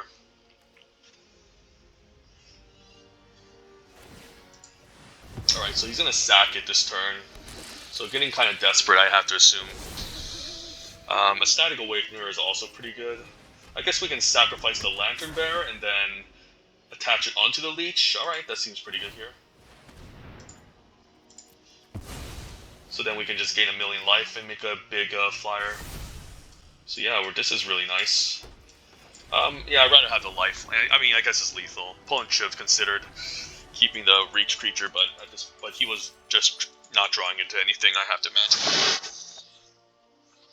Blue-green improved a bit, I think, with the Crimson Vow introduction. It introduced more ways to mill, and a few creatures that reward you more for milling, like there's the Spider, obviously, which can make a bunch of 1/1s, assuming you have a lot of creatures in the graveyard. There's the Screaming Swarm, which can just keep coming back.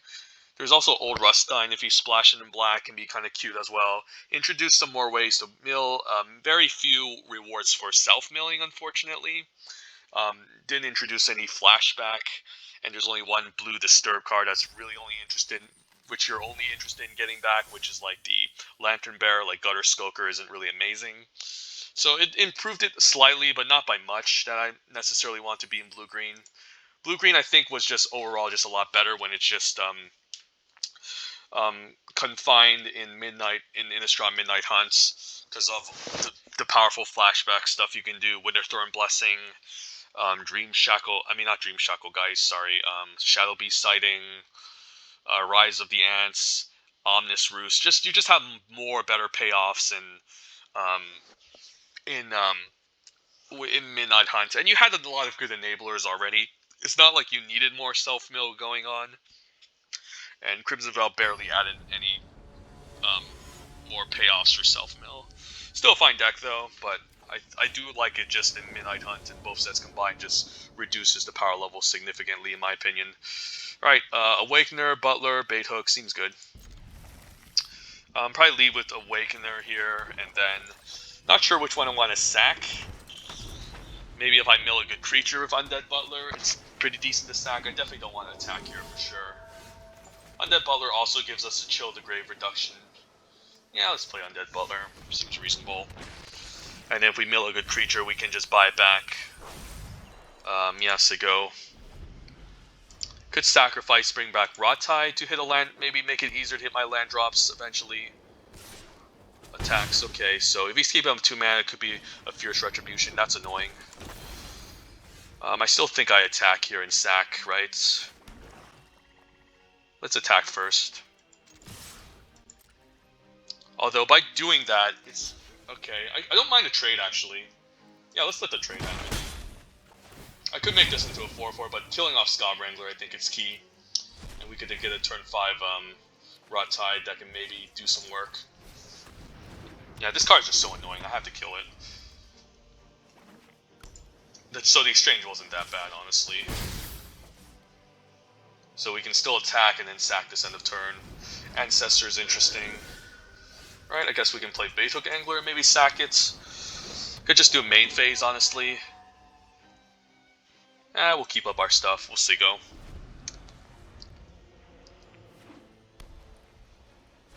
Could just block the Lantern Bear. If I Rot Tide, he's just gonna sack like Organ Hoarder to it. Bait Hook Angler at least holds off the 3/2, so maybe I do just sack the Lantern Bearer, because by sacking the Lantern Bearer, what can happen is I can disturb onto this and make this into a big flyer.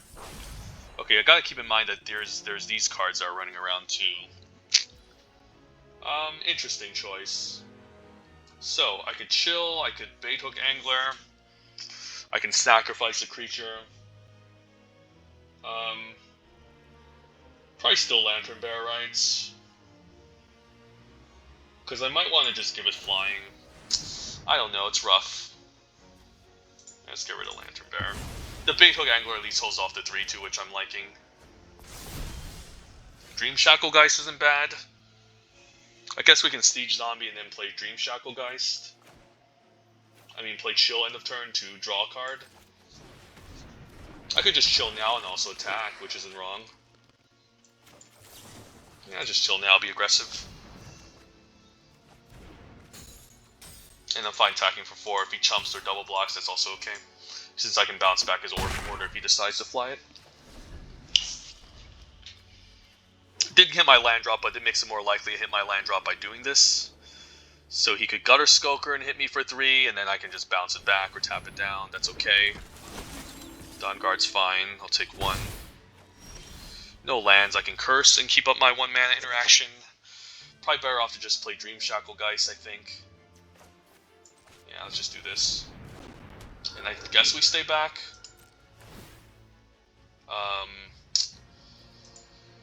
I guess I can still take 1. I'll keep this tapped. Sigil. I don't want him gaining life. Opponent's hitting his land drops and developing the board. I'm not doing much. So I'm just gonna play the long game here and hope I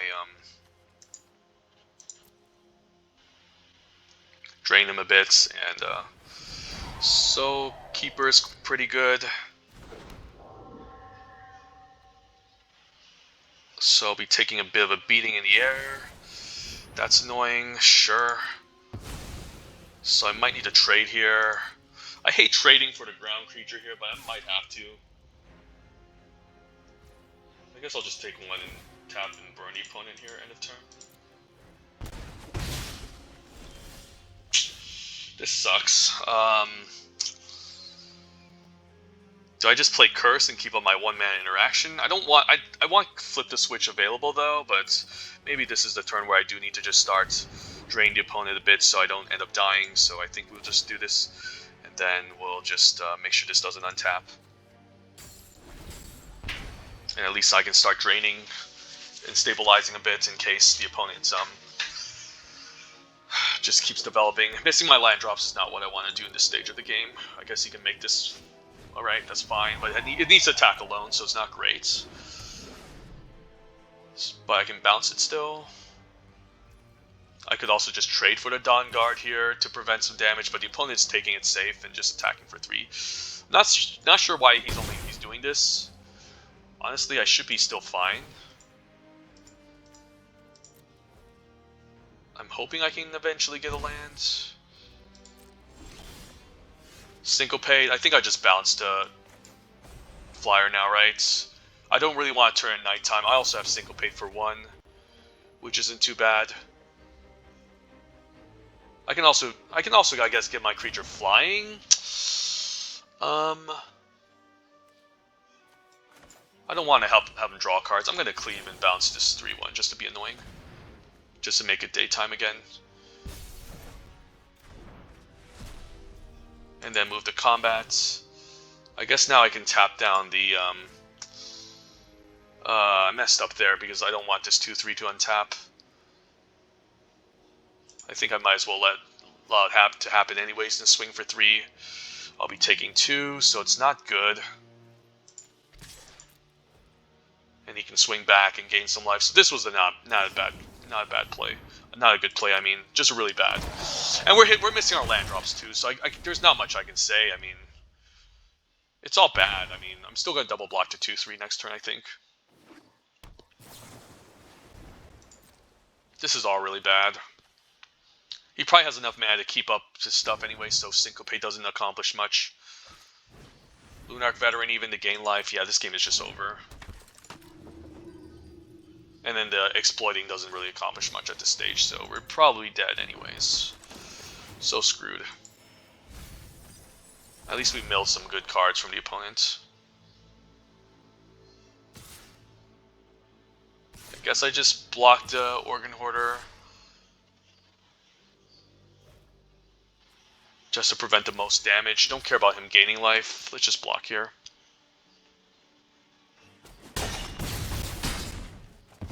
Just all bad. All this is just so bad. We finally get a land drop, but that doesn't do anything. If I ward this down, he gets the 3-1, which is kind of dumb. Do I just play Rot Tide without exploit? It's kind of sad, but I think I might have to.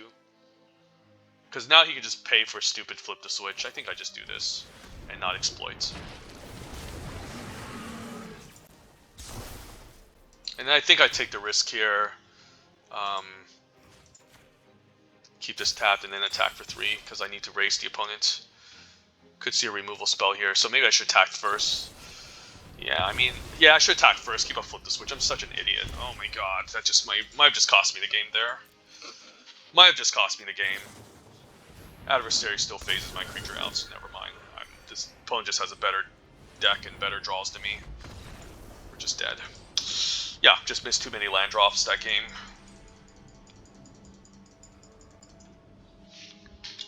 Alright, we still have a chance to get to 7, 5, and 2, I think. But most of the losses are just bad luck.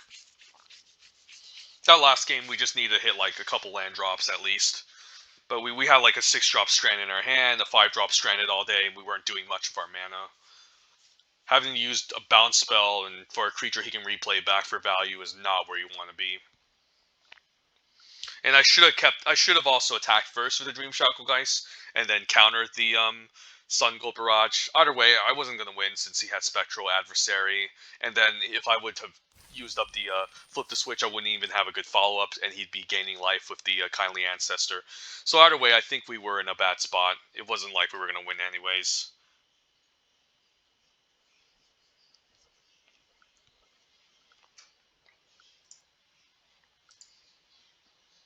Alright, let's try to get to... Come on. I'm so close to getting up to 7, but I just can't seem to get it. Just too many powerful decks.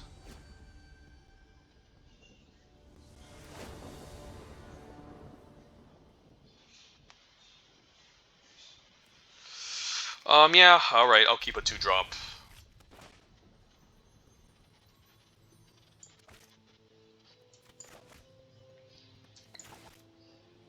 Guess we're on the play, right?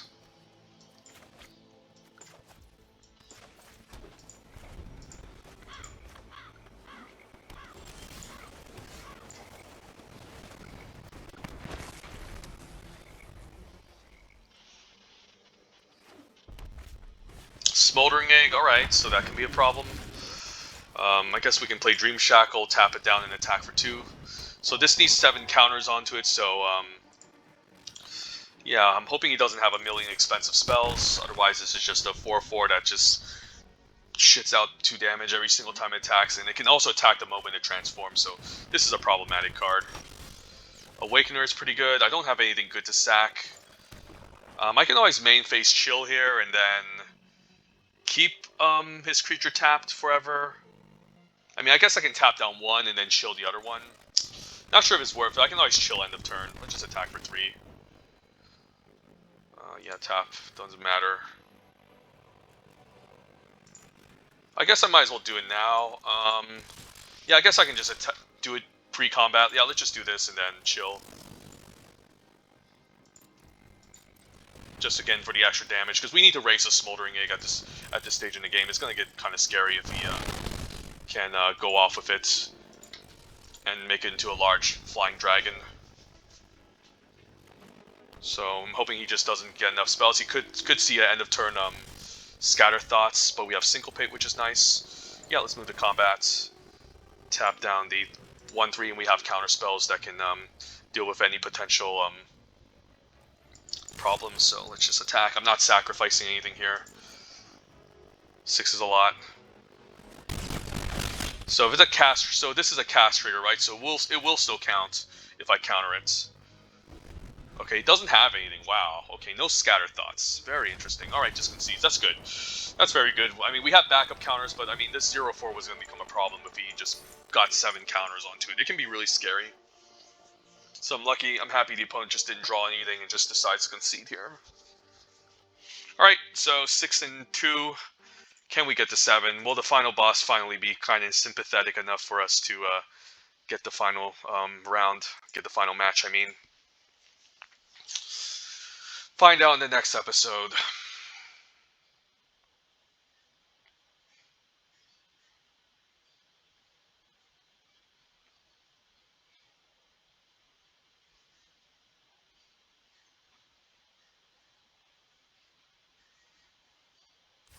Man, these traps have been really difficult. Very stressful too. Alright, let's get the final boss, and hope we finally get a 7 wins, since I haven't gotten a 7 wins yet, except in real life paper. Actually, it wouldn't be 7 wins in real life, since, I mean, I guess those are best out of 3 matches, 4 rounds, best out of 3, so that would be at least 8 wins, so, yeah, but, we never got it before on Arena, so let's hope the final boss is kind enough for us to, get the final win, so we can claim our glory and, finally upload a reasonable video.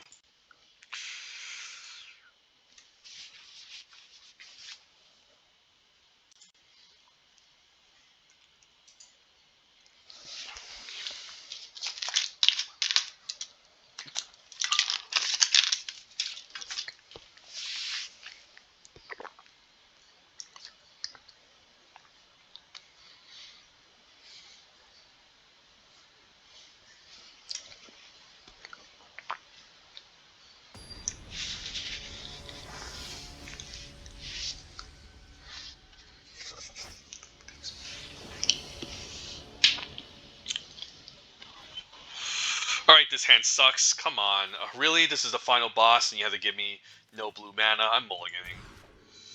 Alright, this is a lot better. I think we can afford to discard a land with this hand. I mean, it's slightly better. It's not by much, though. But we can hope to draw into some expensive things.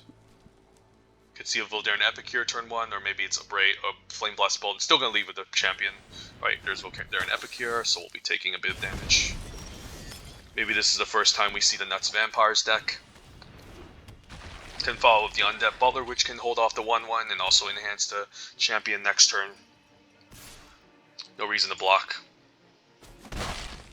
Hopefully the opponent just ends the turn. Alright, Vampire Interloper, so definitely an aggressive start. Don't want to play this, otherwise it comes in tapped.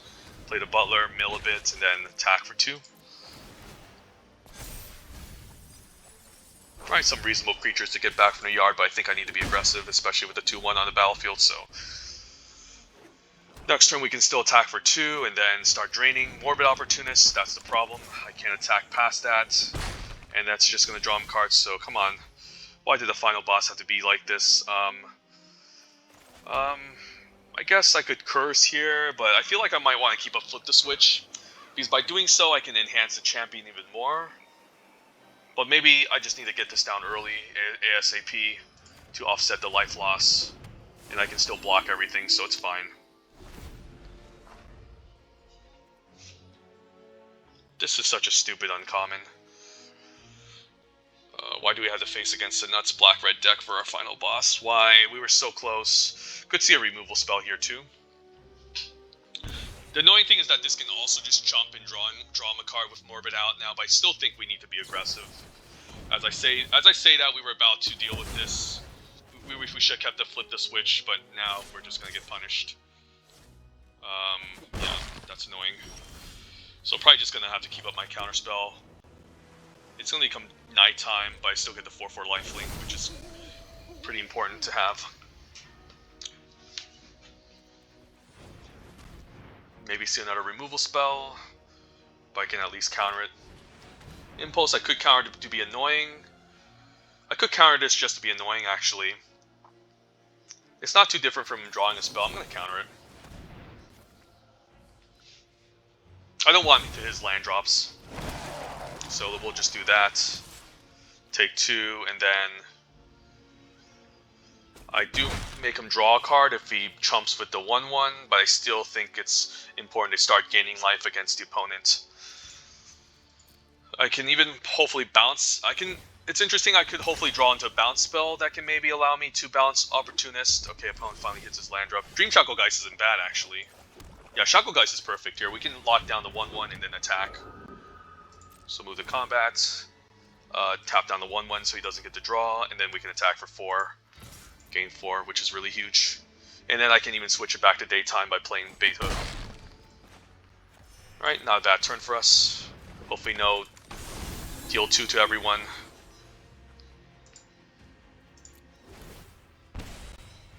And then we have a flyer that can start beating down. But that was a huge turn for us. Being able to tap down the Epicure and gain 4 life was huge. Definitely not blocking.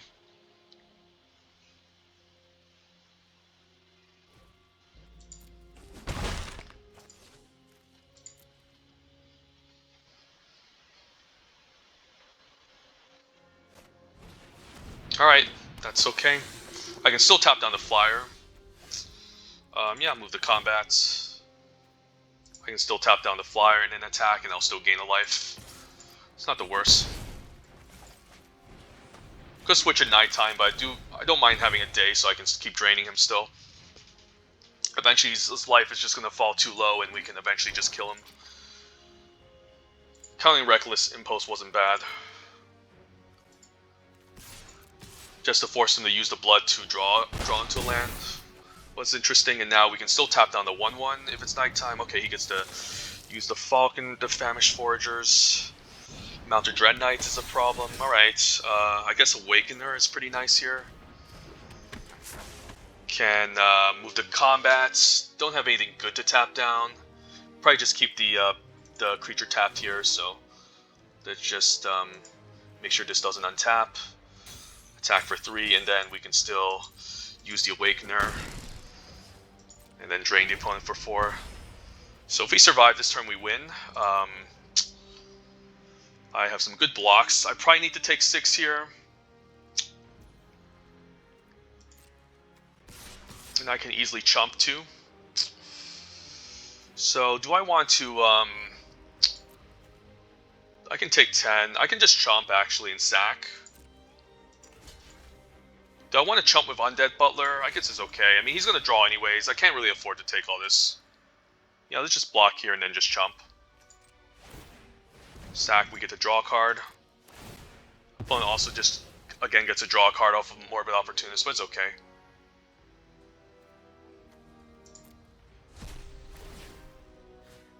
And then we can get back, I guess Siege Zombie could drain him out.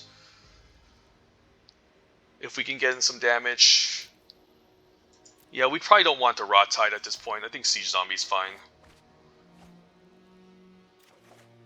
Does he get to attack here? No, I got the block in, right? Oh yeah, we got the block. Okay. Please just don't have removal. Alright, he gets to make a blood. But we should be fine here. We can even tap down the 1/1 and force this Morbid Opportunist to block. He can activate for 1 mana. That's not bad. That's really good. Okay, so he just needs to draw into removal for my Dream Shackle. I mean, he's also forced to chump here. God, are you serious? Wow. That's so tilting. Alright, so now I guess I can tap down, I guess, the 1/1 and then attack. Is that still 4 damage? He can still block the 2/1, but then he needs to chump the 1/3. Yeah, I guess that's still lethal, so never mind. I guess we block this right. And then if he chumps, that's still 4 damage. This can't block, right? Yeah, we got this game. Alright, that was really close. Very close match. And we can even... Yeah, we got it. That was a very close game. Luckily, this isn't first strike, so he can't top deck into any removal. Alright. Yeah, wow, drew into this thing and get the fangs, but luckily enough, we still managed to win. Alright, finally we got a 7. Finally, Platinum Tier 1, so we can easily get to Mythic eventually soon, but thank God, holy crap. These drafts are really long. That's like 6 hours total. I just drafted 2 back-to-back videos. And we finally landed a 7 here. So more of the story, draft blue-black. But that Opportunist was a huge issue the whole entire game. Dream Shackle Geist was nice at least to allow that turn where we tap down the 1/1 and then we attacked with a 4/4 lifelinker. That was definitely a huge turn that kind of swung the game, since the opponent was just in putting an insane amount of like board presence on that turn where he played Famished Foragers. But yeah, we managed to get up to 7, so not the most heavily synergistic blue-black deck. There's a couple of cards that make more sense in like a blue-white aggressive Flyers deck, but again, the power level of the blue cards in general is just so high that you'll still play like blue-black zombie cards in the blue-white deck. You'll still play blue-white Flyers cards in the blue-black deck, and they're just still good cards. Like Beethoven Angler is a card that fits like the whole Bant Disturb theme in green, blue, and white blue, but it's still like a good creature you can sack and then you can bring back later.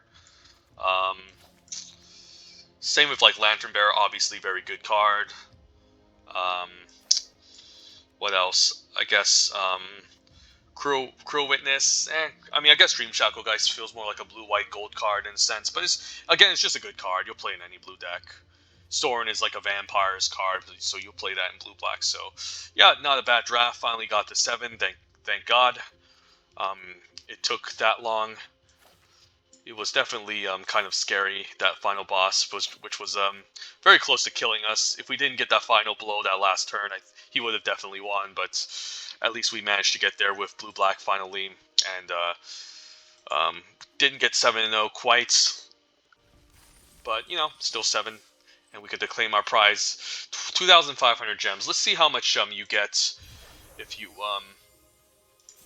if I think you do Premier Draft. I think you definitely get less, but I don't know by how much. Definitely less. Hopefully it's not that much. Let's take a look. Yeah, you get 300 more, but you miss out on 6 packs essentially, so it's probably worse. Not sure. 6 packs, let's say they're both 20 gems each. I guess you get more, since if it's only 20 gems each, you're only making up to 2,320 gems. So you get a couple more extra. How much for 5? 6, I mean, 1,800 and 5 packs. So let's see how much you get for 6 wins. 2,000. So it's kind of the same rates. Once you get up to 6 wins, I guess that's the turning point where you kind of make up close to enough of No, actually, this is slightly more. Since let's say you do get 5 packs, it's still not up to 2,000, assuming you get 20 gems each for every rare you open. So I guess you get slightly more once you get to 6 and 7. But yeah, I guess the break-off point is around 5. Since 1,500, I don't think is really enough. And then if we do Premier Draft and we get up to 5 wins, we definitely make a lot more, I have to imagine. Yeah, at least 1,600. So the breakout point is around 5 wins. If you can get past 5 wins, you get to make at least a little bit more than you would if you get to 6 and 7 wins with Premier Draft. But anyways, yeah, we finally got to 7, so thank God. Thank the Lord, we finally made it. Depends on whatever you think the Lord is. Not trying to be religious here. I'm not religious in real life, FYI. It's just a habit of saying these things. So yeah, thank you guys for watching. Hope you guys enjoy the video, and as always, take care and have a wonderful day. Bye.